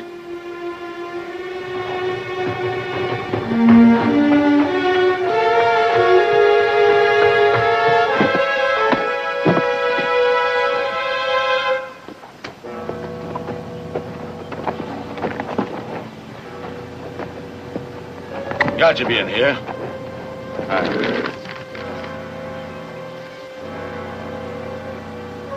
One. There's got to be more than one. It just doesn't make sense. Maybe the sheriff will find more. What are you talking about? A man is dead, Jim. We have to report it. Do you know what that could mean? Huh? But they'll accuse me of murder. But it was an accident. I saw it. You saw it. You, the compromised woman. The woman who was photographed in my hotel bedroom in the middle of the night. Don't you realize what the prosecution can do with that? But the picture is a fraud. All we have to do is find the photographer. The photographer has gone. Victoria, don't you... Will you please just listen to me? But you see, without a witness, your testimony means absolutely nothing. Huh? Why, they just tear you to pieces. They say you were lying to protect your lover. They might even accuse you of being an accomplice. No, the best thing for us to do is just walk away. Walk away? Sure. There's nothing here to connect us with Daggett. No pictures, no nothing. They'll find the body. They'll assume it was a robbery, and nobody will ever know any different. We'll know it, Jim. Victoria.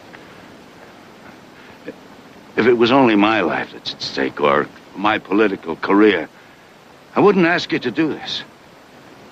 But there's no point in reporting this now to the sheriff. Daggett's dead. We can do nothing for him. But if I have to go through a murder trial, even though I won't be convicted, but the excitement, the tension, it could very well kill Amelia. I'm sorry, Jim. I can't withhold evidence, even for Amelia. Well, what are you doing? I won't let you do it. You understand? You can't. I won't. You think... George. Oh. Forgive me. Please, I just lost control.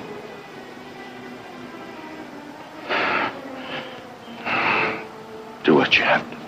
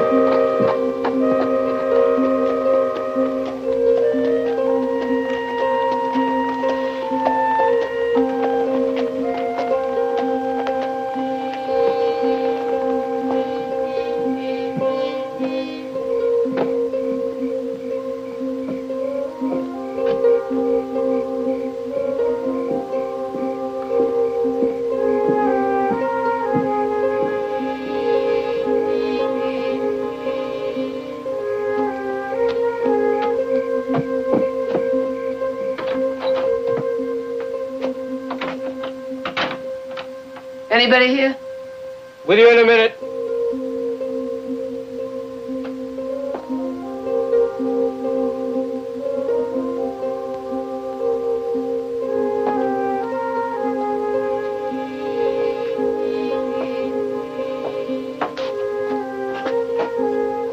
Good evening, ma'am. What can I do for you?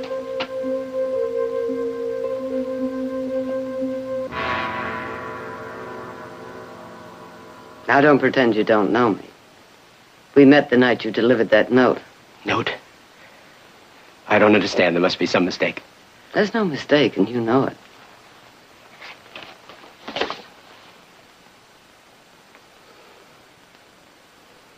How'd you find me? Judge Daggett is dead. This picture was found in his valise. Daggett is dead? It was an accident. What kind of accident? Was Bannard involved? Yes. But it didn't happen the way you think. I saw it. Now, I need your help. Unless I can prove that this picture is a fraud, my testimony won't mean a thing. Oh, no. I'm not getting mixed up in any murder. I've got enough trouble. You're indirectly responsible for this tragedy. One man is dead and another's life is at stake. Doesn't that mean anything to you? Not when it's him or me. You know, just being part of a blackmail plan is a jail offense. And it wouldn't be my first one. All right. If you won't testify willingly, I'll have you subpoenaed. I'm getting out of here just as fast as I can. You won't get very far. Once I report this, every sheriff in this state will be after you. Oh. Well, we can't have that, can we? Not for a while. Not for quite a while.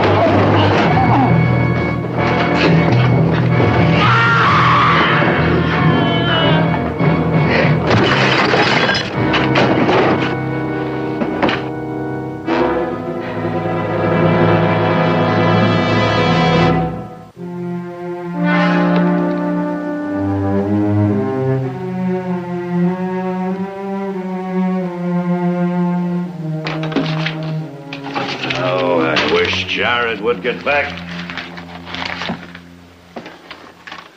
I'm as spooky as a cow pony with a burr under his blanket. Can't even write a letter to Amelia. Would you like me to write to her? No, thank you, Victoria. The words will come. Maybe I'd be better off to wait until we hear what Gil had to say. Victoria, suppose he won't admit that the picture was a fraud. You know, he can say that Daggett hired him just to get a picture as proof that we were lovers. We won't be any better off than we were before. But Jared has the note Gil wrote the night he took the picture. He can't deny his own handwriting. Well, in his boots, he'd be smart to deny everything and stick to it. Jared's handled tougher cases than this. He'll break them down. I hope so. You can pour me one of those, Jim. Jared, I thought you'd never get back. I'm sorry it took so long, but that photographer was a little tougher to crack than I thought. But did he confess? All of it. Oh, Jim. Thank you, Jared. Thanks. It was my pleasure. Of course, there'll be an inquest, maybe even a trial. But with Gil's testimony and Mother as an eyewitness, you haven't got a thing in this world to worry about. Well, Jim, it looks like your chances for re-election are better than ever. Provided, of course, that the voters are willing to accept the testimony on its face value. Well, of course they'll accept it. They like you. And what was it you said that night at dinner? That you wanted to be part of the dust and the dream. Jim, I think these voters want that dust irrigated. And they figure you're the... What's this we have here? The bandits massacred or the citizens strike back. Another thrilling true life story by Ted Halyard. Now, where did you get this? Dave Carr. Interesting book. You ought to read it. I already have. So have I. You, Audra? When did you start reading dime novels? Well, I borrowed it from Edith, but it really belongs to her brother. What's it about? Well, it's supposed to be the true story of the Devlin gang and what happened to them 2 years ago in Kansas. As I recall, they robbed a bank and were all gunned down, weren't they? Except for the girl. What girl? Oh, that's the girl that Halyard invented for this true life story. Well, see, there was this skinny red-headed kid that was waiting outside with the horses, and he got away because he outrode the posse. Well, now, Halyard says that this skinny red-headed kid actually was Devlin's woman dressed in pants, and he also claims that she's hiding out somewhere right here in California. Waiting for the chance to sneak back and dig up Ike Devlin's buried treasure. It is exciting, isn't it? Oh, almost as exciting as those stories you used to write about that great Western hero and cavalry scout, the Comanche Kid. You remember the real Comanche Kid, don't you? Very well. He was the biggest liar in the territory, and all his scouting was done in saloons. Halyard has a very vivid imagination. And we have an awful lot of work to do, and I haven't got time to wait all day for you. Come on. Morning, Dave. Oh, thanks for the book. Hey, it's pretty interesting, huh? Got it all in one night. Oh, by the way, where's Jody? Well, he should be along about now. Oh? I can't say as I've seen him since sundown yesterday. Where'd he go? Snipe hunting. Snipe hunting? Oh, come on, Dave. Even old Jody wouldn't fall for no stunt like that. I don't know. Look at that.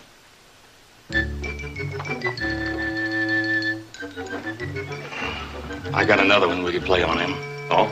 This thing about Ike Devlin's woman hiding out around here. What about it? I'll bet you we could name most any girl in town, and Jody believes that she's the one. Oh, no, I don't think so. Well, I got a silver dollar that says that we could even say it was Jenny Hall, and he'd believe she's the one. Jenny Hall? You mean the dressmaker? Well, she's a redhead, just like in the story. You got yourself a bet. Oh. How'd you do? I almost caught me past of them little devils. Oh, yeah? But they got away. Oh. Well, I told you they were shifty. Oh, they are. But I'll catch them next time there's a full moon. I bet you will.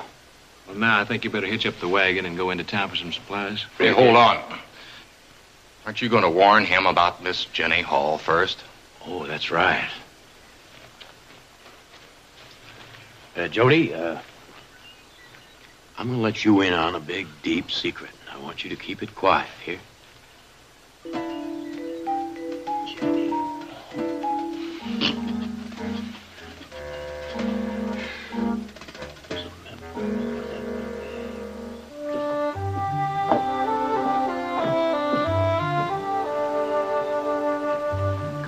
morning, Mr. Edwards. I want to congratulate you on winning that calf roping contest. Oh, yeah? Thank you. You were really outstanding. I said to myself, I must tell him. Excuse me. Laverne?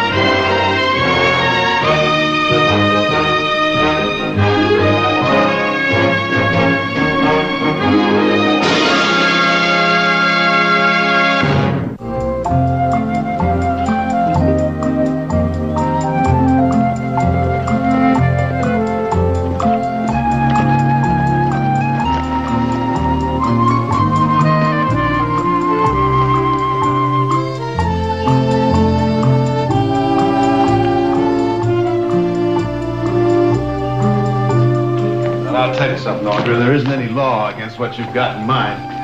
But I have the feeling there ought to be. Nonsense. I've invited a few nice people to our house for dinner and an auction, that's all. Nice people? Don't you mean rich people who are going to be just a little bit poorer before they escape your dainty little clutches? You're making it sound like armed robbery. They'll have a good time and they'll be helping a lot of orphans.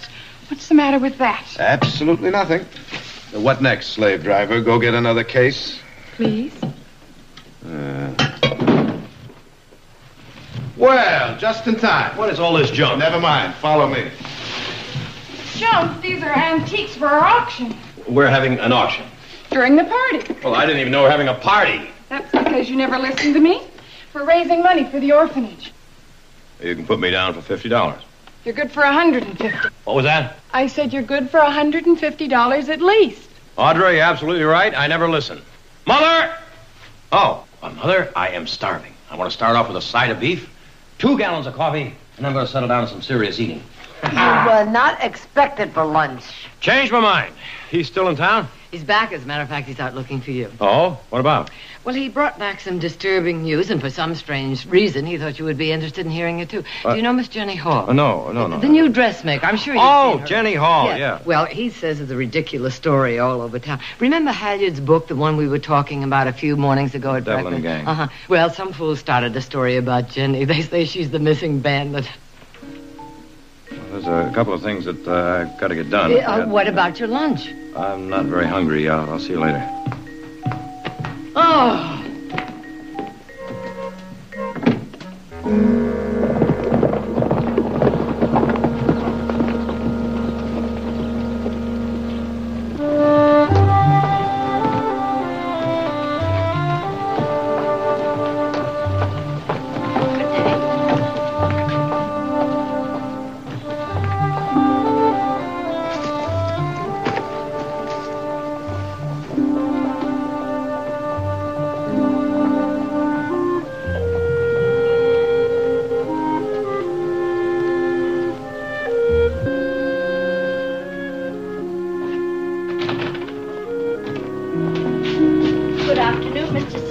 Good afternoon, Miss Hall.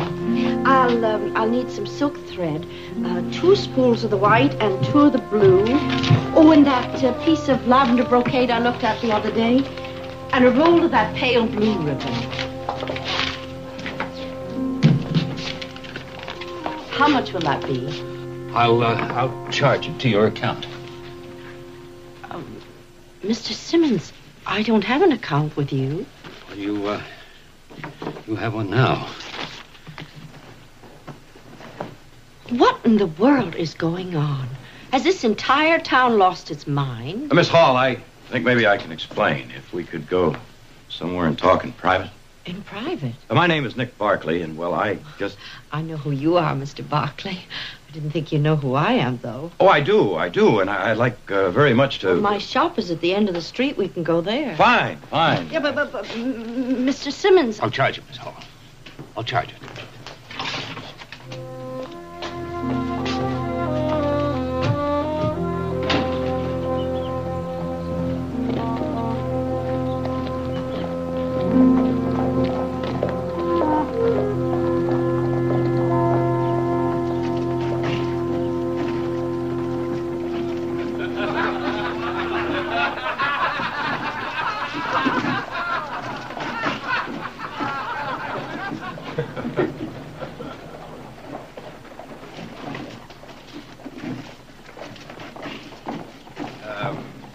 What's so funny?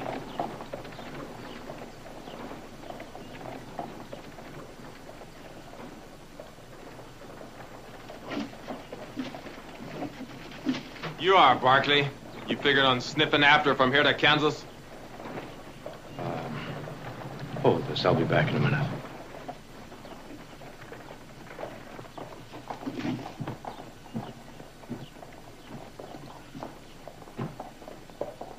Take your best shot.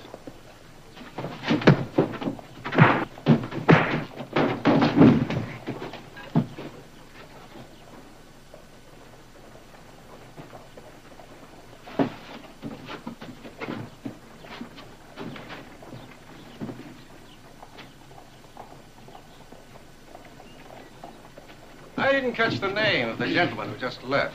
That was Mr. Nick Barkley. Formidable fellow. And the lady he's escorting is... Miss Jenny Hall. Better and better. Now, gentlemen, your next drink will be purchased by our country's most successful author and utterly fearless newspaper correspondent. You, sir? Ted Halyard, Esquire. The drinks are on Mr. Halyard. Go to the bar. The drinks are on Mr. Halyard.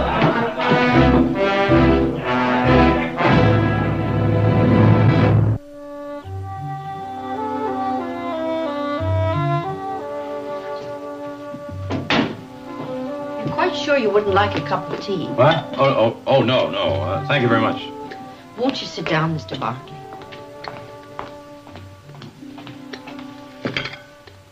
This gown is for your sister Audra. Pretty, isn't it? Yes, very pretty. I believe she's having a dinner party next week. Some other ladies have ordered dresses just for it.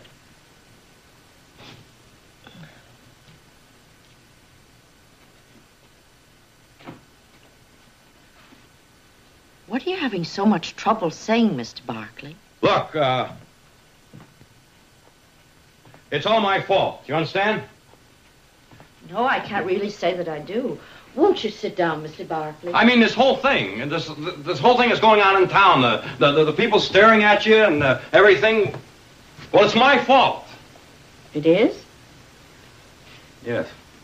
Did you ever read the Halyard story about that missing bandit and how he says it was a woman? The Devlin gang. Right. Well, this whole town seems to think it's you. I see. And why should they think that, Mr. Barkley? Because Jody's got a big mouth, that's why. Jody? Yeah, Jody. Yeah, he's a hand. He works for me. Well, he's a little bit short of brains, I tell you. I mean, you can tell him anything, he'll believe it. I mean, if you were to tell him that, well, no matter what you tell him, he'd still believe it. Anyway, I thought I'd try to prove that, well, Jody isn't as stupid as everybody thinks. No. I mean, but there were some things that even Jody wouldn't believe. So I told him that...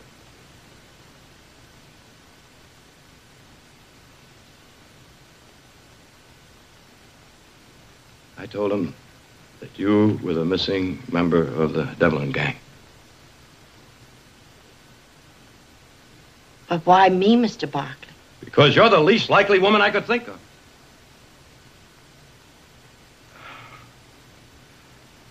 And because I'm just about as short of brains as Jody is, that's why.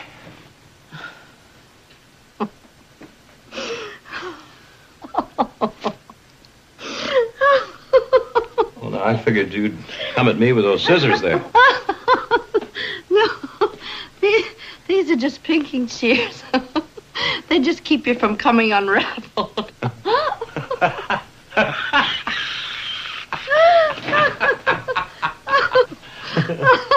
Oh, you managed to brighten my very dull life, Mr. Barkley. I can't remember the last time I laughed this much. Would you call me Nick? I'd appreciate it. All right. Nick, with all this, will you tell me why I haven't had a visit from the sheriff? Well, I guess that he's got twice the sense I have. Oh, but I'll go right over to his office and straighten all this out as soon as I leave here. Miss Hall. Oh, just Jenny will be fine. Thank you. Thank you. Jenny. Are any of these fancy dresses around here yours? Mine? Oh, no. Why not? Oh, where would I wear them? To a party. My sister Audra's throwing a party at our house. Oh, Mr. Barkley. Nick. You don't have to do penance for your sins. I absolve you. Turning me down, right? Yes. There must be dozens of suitable ladies for you to invite. Oh, no, I can't think of one. Pick you up 7 o'clock Friday night. Oh, but I... 7 o'clock Friday night, you be ready. Here, bye-bye.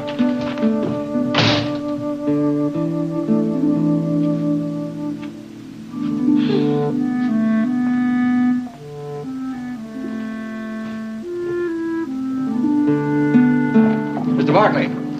Yeah? Allow me to introduce myself. Ted Halyard. The writer. The same. Didn't know you were in Stockton. Mr. Barkley. While I was up in Sacramento, I heard a very interesting rumor. Oh? Which I felt deserved my personal attention. I see. How well do you know Miss Hall? Oh, no, wait a minute. You're not thinking of doing a story about her, are you? Well, now, she's the one that rode with the Devlin gang. She never rode with... Still, Mr. Barkley, if she is the one, I feel that I owe it to my public. Mr. Halyard. She never rode with the Devlin gang. Let's get that straight. How can you be so sure? I'm sure. I see. You've appointed yourself the girl's protector. That's right. Praiseworthy. Let me spell it out for you, Mr. Halyard. You stay away from Miss Hall. She never rode with the Devlin gang. It was all a very bad joke. I see. Still, it would make a very interesting follow-up story. Properly handled, of course. I wouldn't do that if I were you. Oh. I might incur your displeasure. You might. Well, in that case, Mr. Barkley, having been a witness to the last time your displeasure was incurred, I shall, of course, abandon the entire project. Permanently. Oh, I swear it, Mr. Barkley. On the grave of my sainted mother.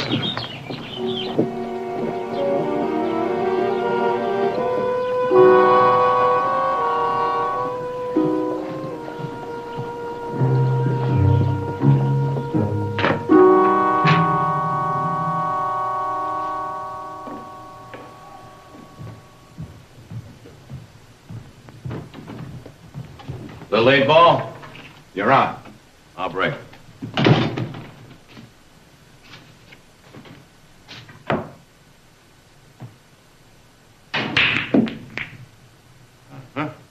got the solids. Say, listen, I didn't know you knew Ted Halyard. We've met. That's all? Sounded more to me like you were old pals. How do you mean? You sure didn't leave me much of a shot. What about Halyard? Oh, nothing, only I was introduced to him in town today. And he insisted that I bring you a message about his mother. His mother? Yeah. He wanted me to tell you that his mother is the oldest living female faro dealer in Boulder City, Colorado. Now, what else did he say? Oh, nothing, only he suggested that I read his story in the Morning Eagle. I got it right over there. What does it say? Nick, old boy, I think you're going to have time to read it yourself. Tell me about it, will you?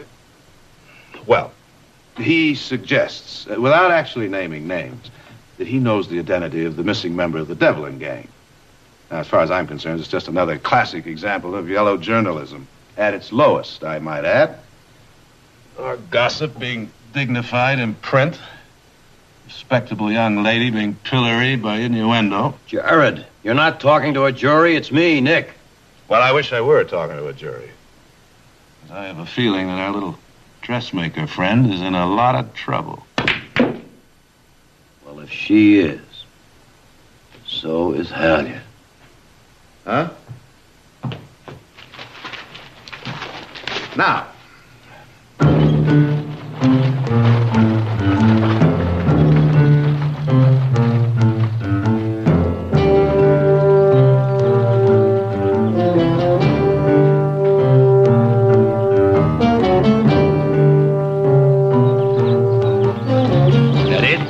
That's it. Go on, let's go in. No. Later. When it's full dark.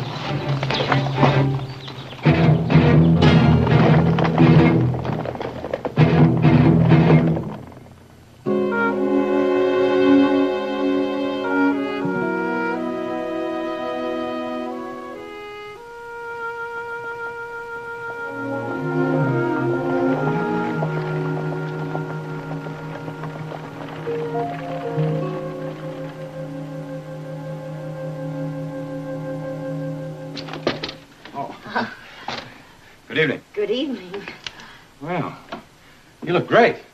Oh, do I really look all right? Yes, you just look great. Oh, Which is no more than I expected. oh. If anyone ever tells you that you're an expert liar, don't believe him. All ready? Mm.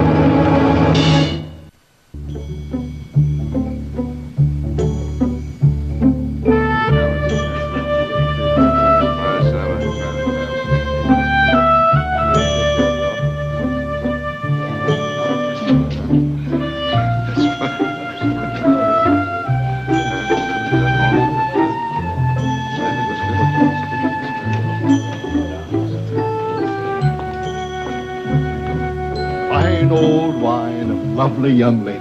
Oh, if only I were 60 again. Why, Senator, you're the youngest man I know. And how much will that nice compliment cost me? Not, mind you, that it won't be worth every penny of it. Those words came straight from my heart.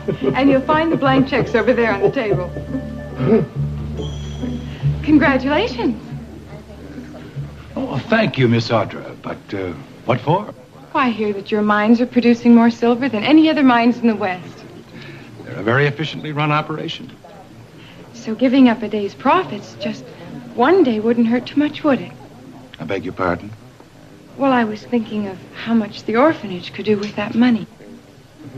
Well, it's a very worthy cause, but... Oh, dear Mr. Patton, thank you. I knew we could count on your generosity. The blank checks are over there. Audra, shouldn't you be wearing a mask and carrying a gun? Too obvious. When do you want me to get this little auction started? When I tell you to.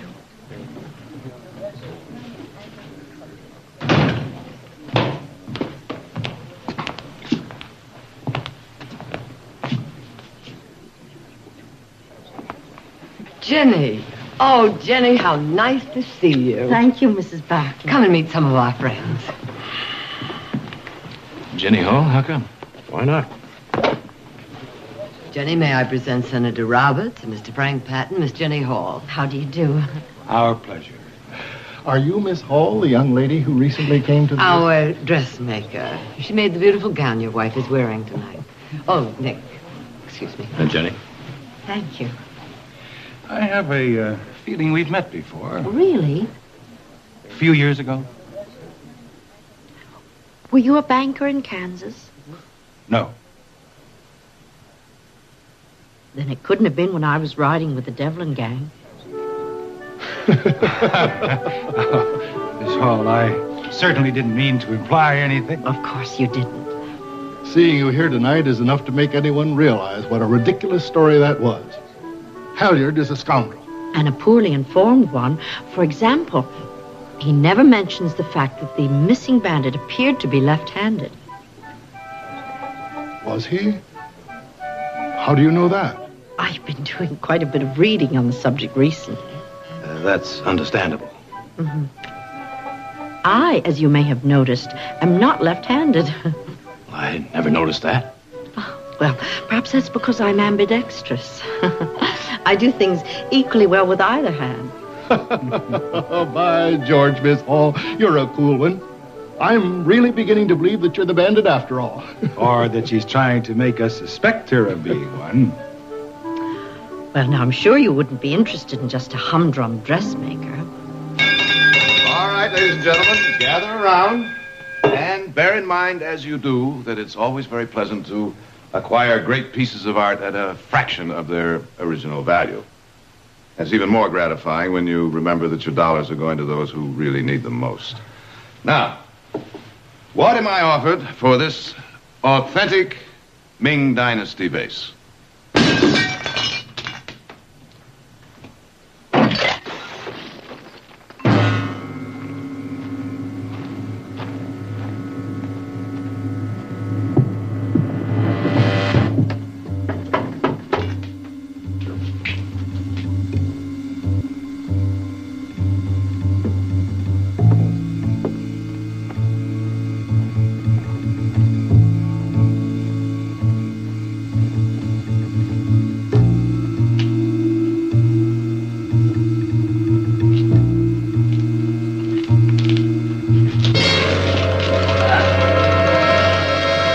Now, gentlemen, before we auction off this last item, I want to thank you for your patience and extreme generosity.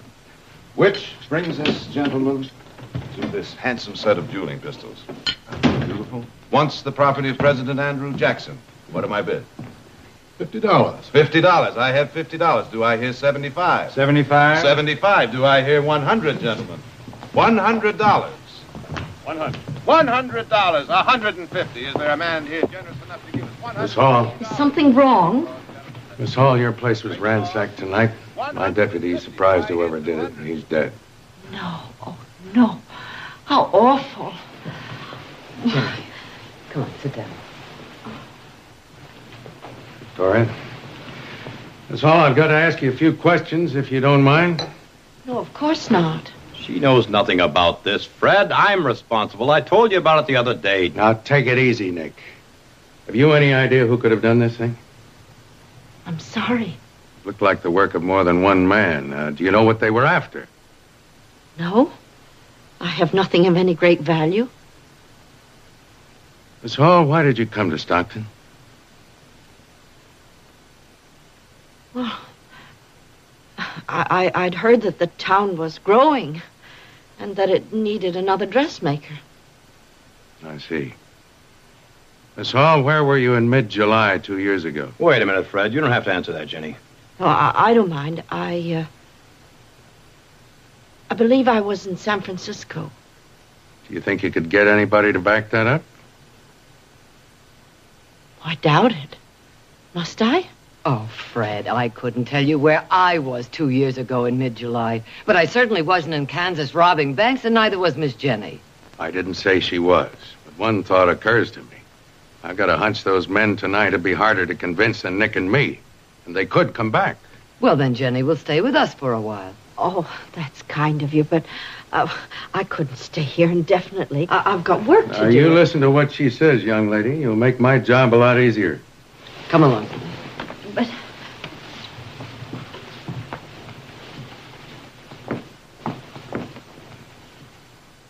She'll be all right here. Yeah, she'll get plenty of protection, but... But what? She's never going to be entirely safe until that rumor's killed. The trouble with rumors is that they grow no matter what. Yeah.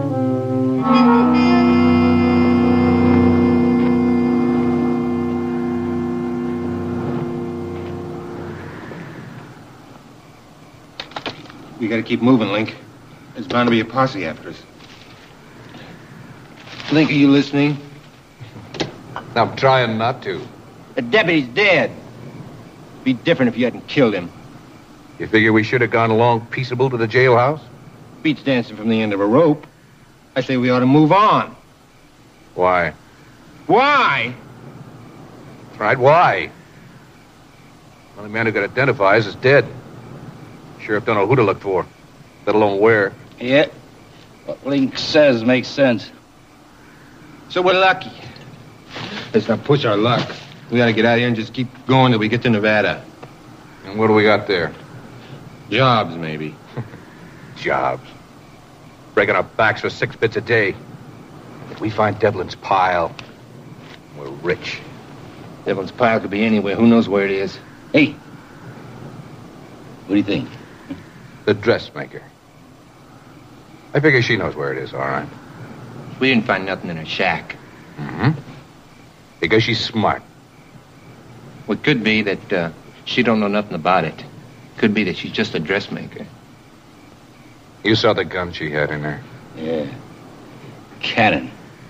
Could blow a hole in you as big as my fist. It's mighty strange, isn't it? And I know for a fact that Devlin used to leave his loot with his gal friends.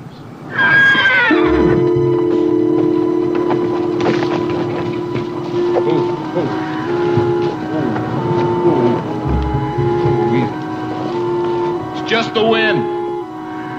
It's got him spooked a little bit. Oh. Easy. You can put that gun away.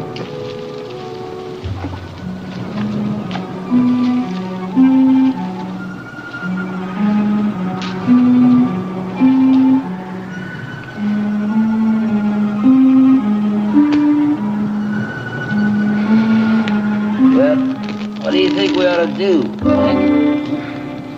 We stop running. Law's gonna be on the lookout for someone on a run. Why don't we go back to Stockton and check into the hotel? You know, that's the first thing that you've said that was halfway smart. I was joshing. Well, I'm not. The woman's in Stockton, that's where I want to be. You mean the three of us just ride back into town, bold as brass? Mm-hmm. Have you got enough nerve? I ride with you, Link.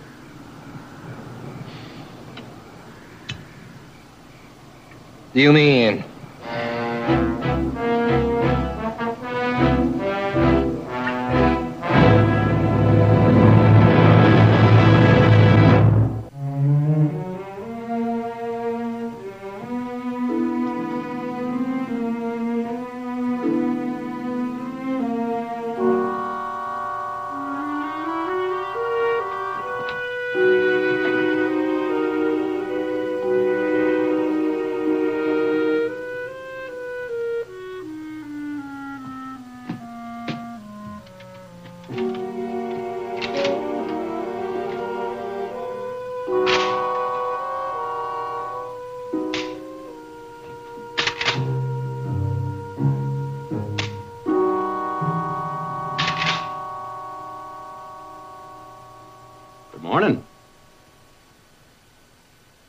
You figure on shooting somebody?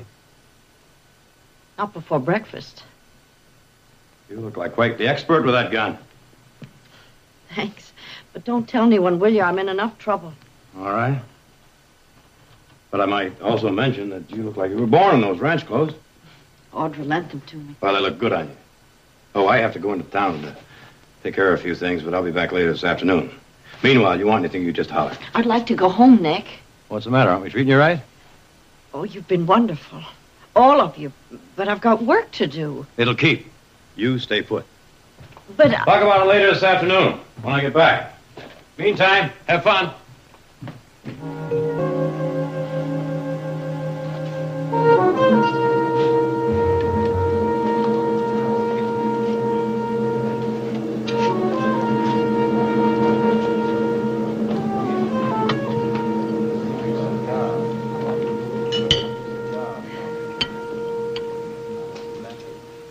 Well, now, Mr. Barkley, this is indeed a pleasure. I detest eating alone. Would you care to join me? I'd sooner eat with a polecat. Mr. Barkley, I did practice a mild deception on you, I admit that. You lied. Well, Mr. Barkley, the freedom of the press, you know. I have an obligation to print the news. To print the truth. Well, now, if it's an apology you're after, I'd be most happy to print a retraction. I swear it. Yeah, you swear on the grave of your sainted mother. Sheriff, this man has just assaulted me. I demand protection. You better get out of here. I beg your pardon? Leave town. I didn't see him assault you, but I may not be around when he tries it again, either. Oh. I see.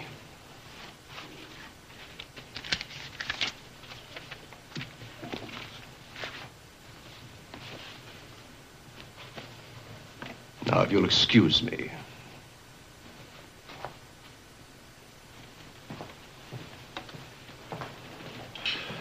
I don't think I'd like to know what you were doing to him, but I figure maybe it was good for his soul. Amen, Fred. Come on, let's have a beer. Yeah. What? But I would like to talk to you. All right. All right, one beer, huh?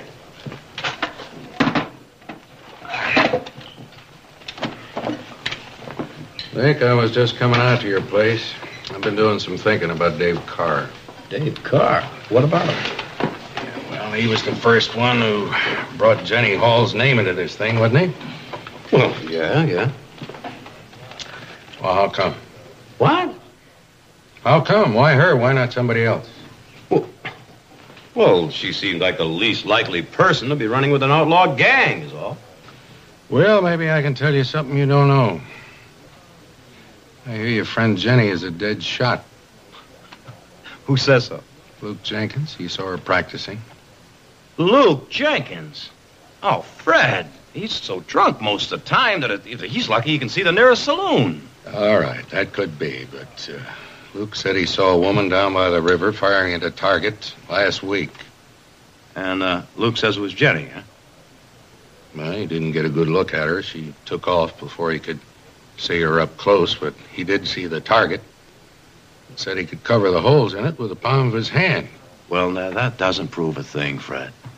Could have just been a woman alone, practicing self-protection, and she got very lucky. Yeah. Yeah, Dave Carr could have brought up her name for no very good reason, but I'd still like to talk to him. Well, he's out with the herd. All right, when he gets back. All right.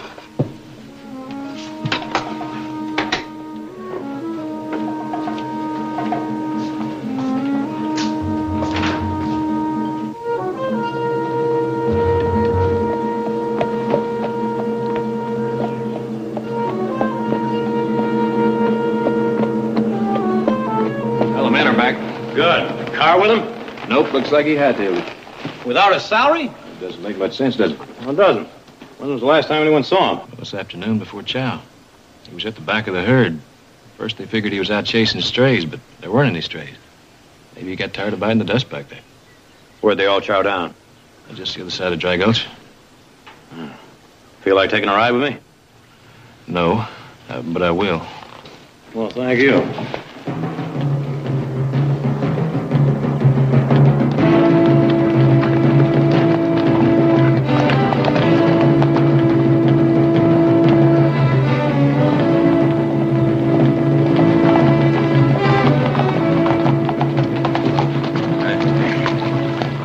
What them buzzers are about? There's only one way to find out. I know. Go take a look. Come on.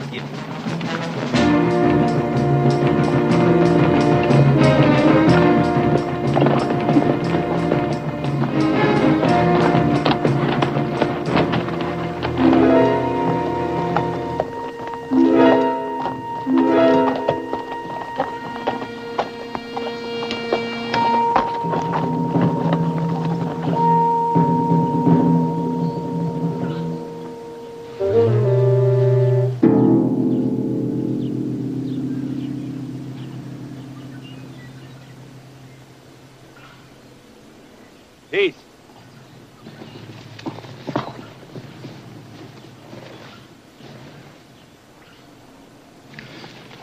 Night.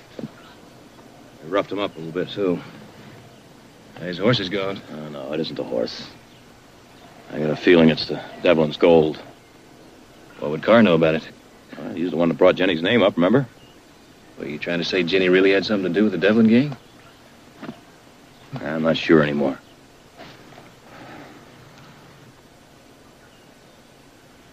Heath, you ever heard of a seamstress who's a dead shot with a rifle? No. Jenny is. Well, what does that prove? Now, you think about it. We're the ones that said it was ridiculous that she could never be a part of the Devlin gang. But I never heard her say it. I mean, loud and clear. And what do we know about her background? About as much as we know about Dave Carr's here, which is absolutely nothing. You, fetch the sheriff, will you, Heath? Where are you going? I'm going to talk to Miss Jenny Hall right now.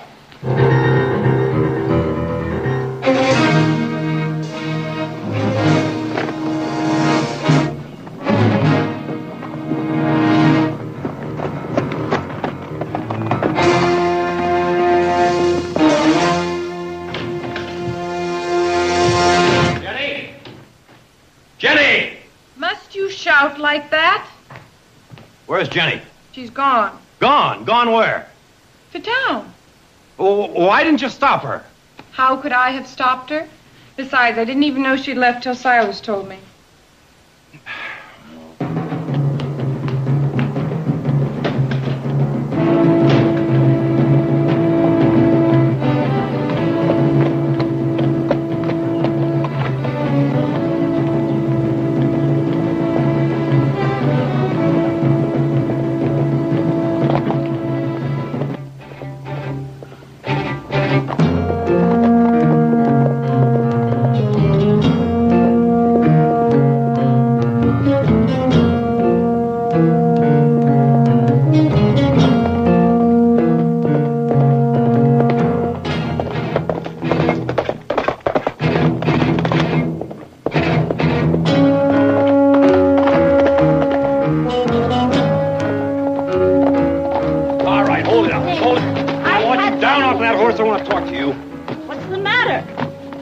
Sheriff said you were pretty much of a dead shot.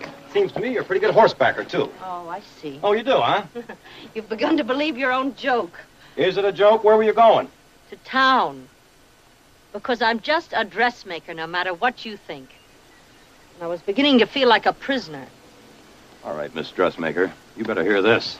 Dave Carr is dead back there. Somebody must have figured he knew something.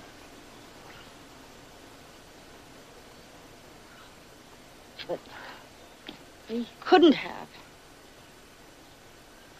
There was nothing for him to know. Nothing? Nothing. It's still my fault. All I had to do was tell the truth. What is the truth? 2 years ago, in mid-July, I was at Fort Laramie in Wyoming. Now, why didn't you tell that to me or the sheriff?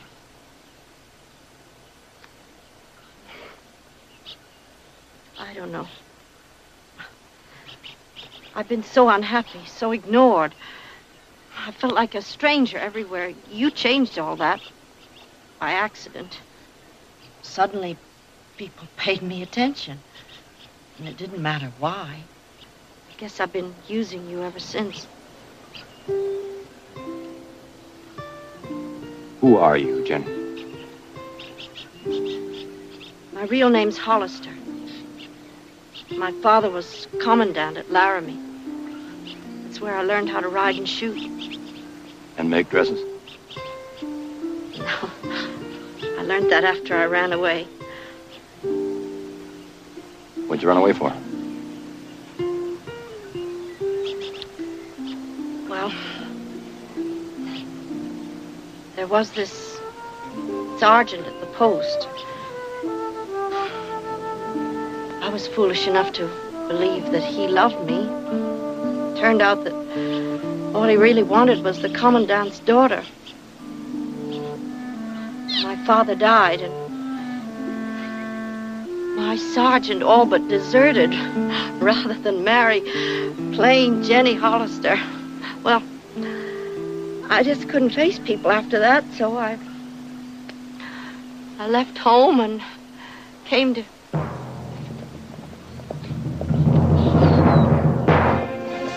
Who are they? I don't know. Come on.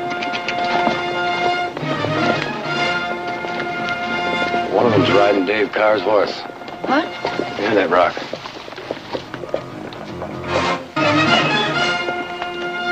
Howdy! Is this the Barkley Ranch? That's right. Good. My partners and me, we found this horse. Thought it might belong to you. Stay right where you are. Oh, well, that's not very friendly. I wouldn't try that. You'll never make it. There are 3 of us, Barkley. Try it and there'll only be 2 of you. All we want is the girl. Send her down and we'll ride on. You're wasting your time. That girl knows nothing. Well, then there's no harm in my talking to her, is there? Now, the next one's going to be right between the eyes. Back off. Back off. Nice and slow.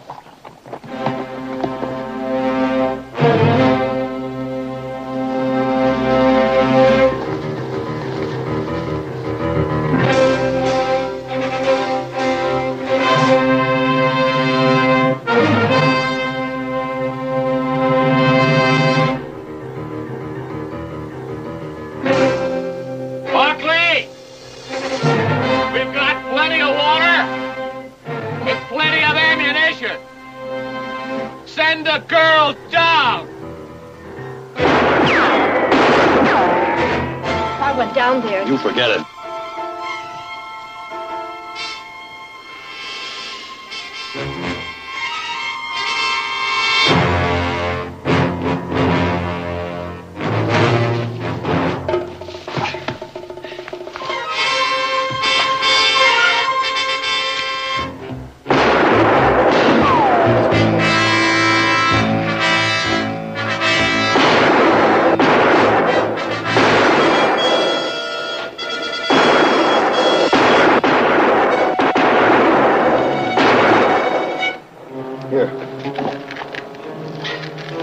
Load this and hang on.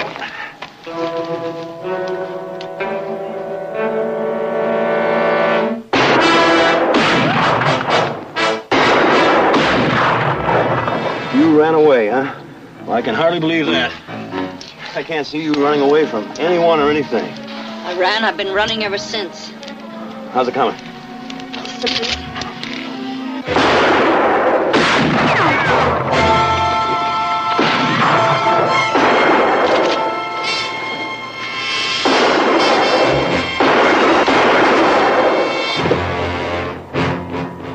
First time I ever shot at a man. And the last time. You could have been killed. Now, come on, get back. I wouldn't want to be alive if they get us.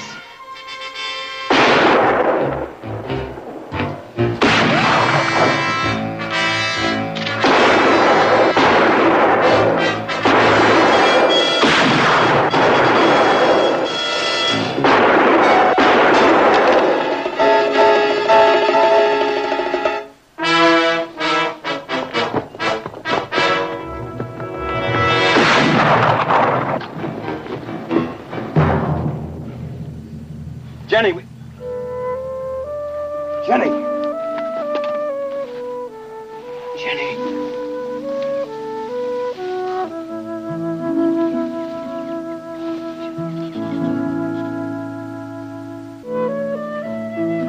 Well, I guess this is goodbye. You'll always be welcome in our home and in Stockton. I should say the population of Stockton should double in the next few years. Could make you a very wealthy woman. Oh, thanks. But I belong in Laramie. If I stayed here, I'd still be running away from myself. I'm through with that. I'm not Jenny Hall, and I'm not an outlaw girl. The pretending's over. I'm just Jenny Hollister, good or bad. Well, that's plenty good enough. Will you write to us, Jenny Hollister? Of course I will, Mrs. Barkley.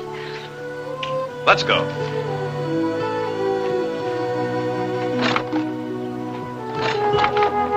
Howdy.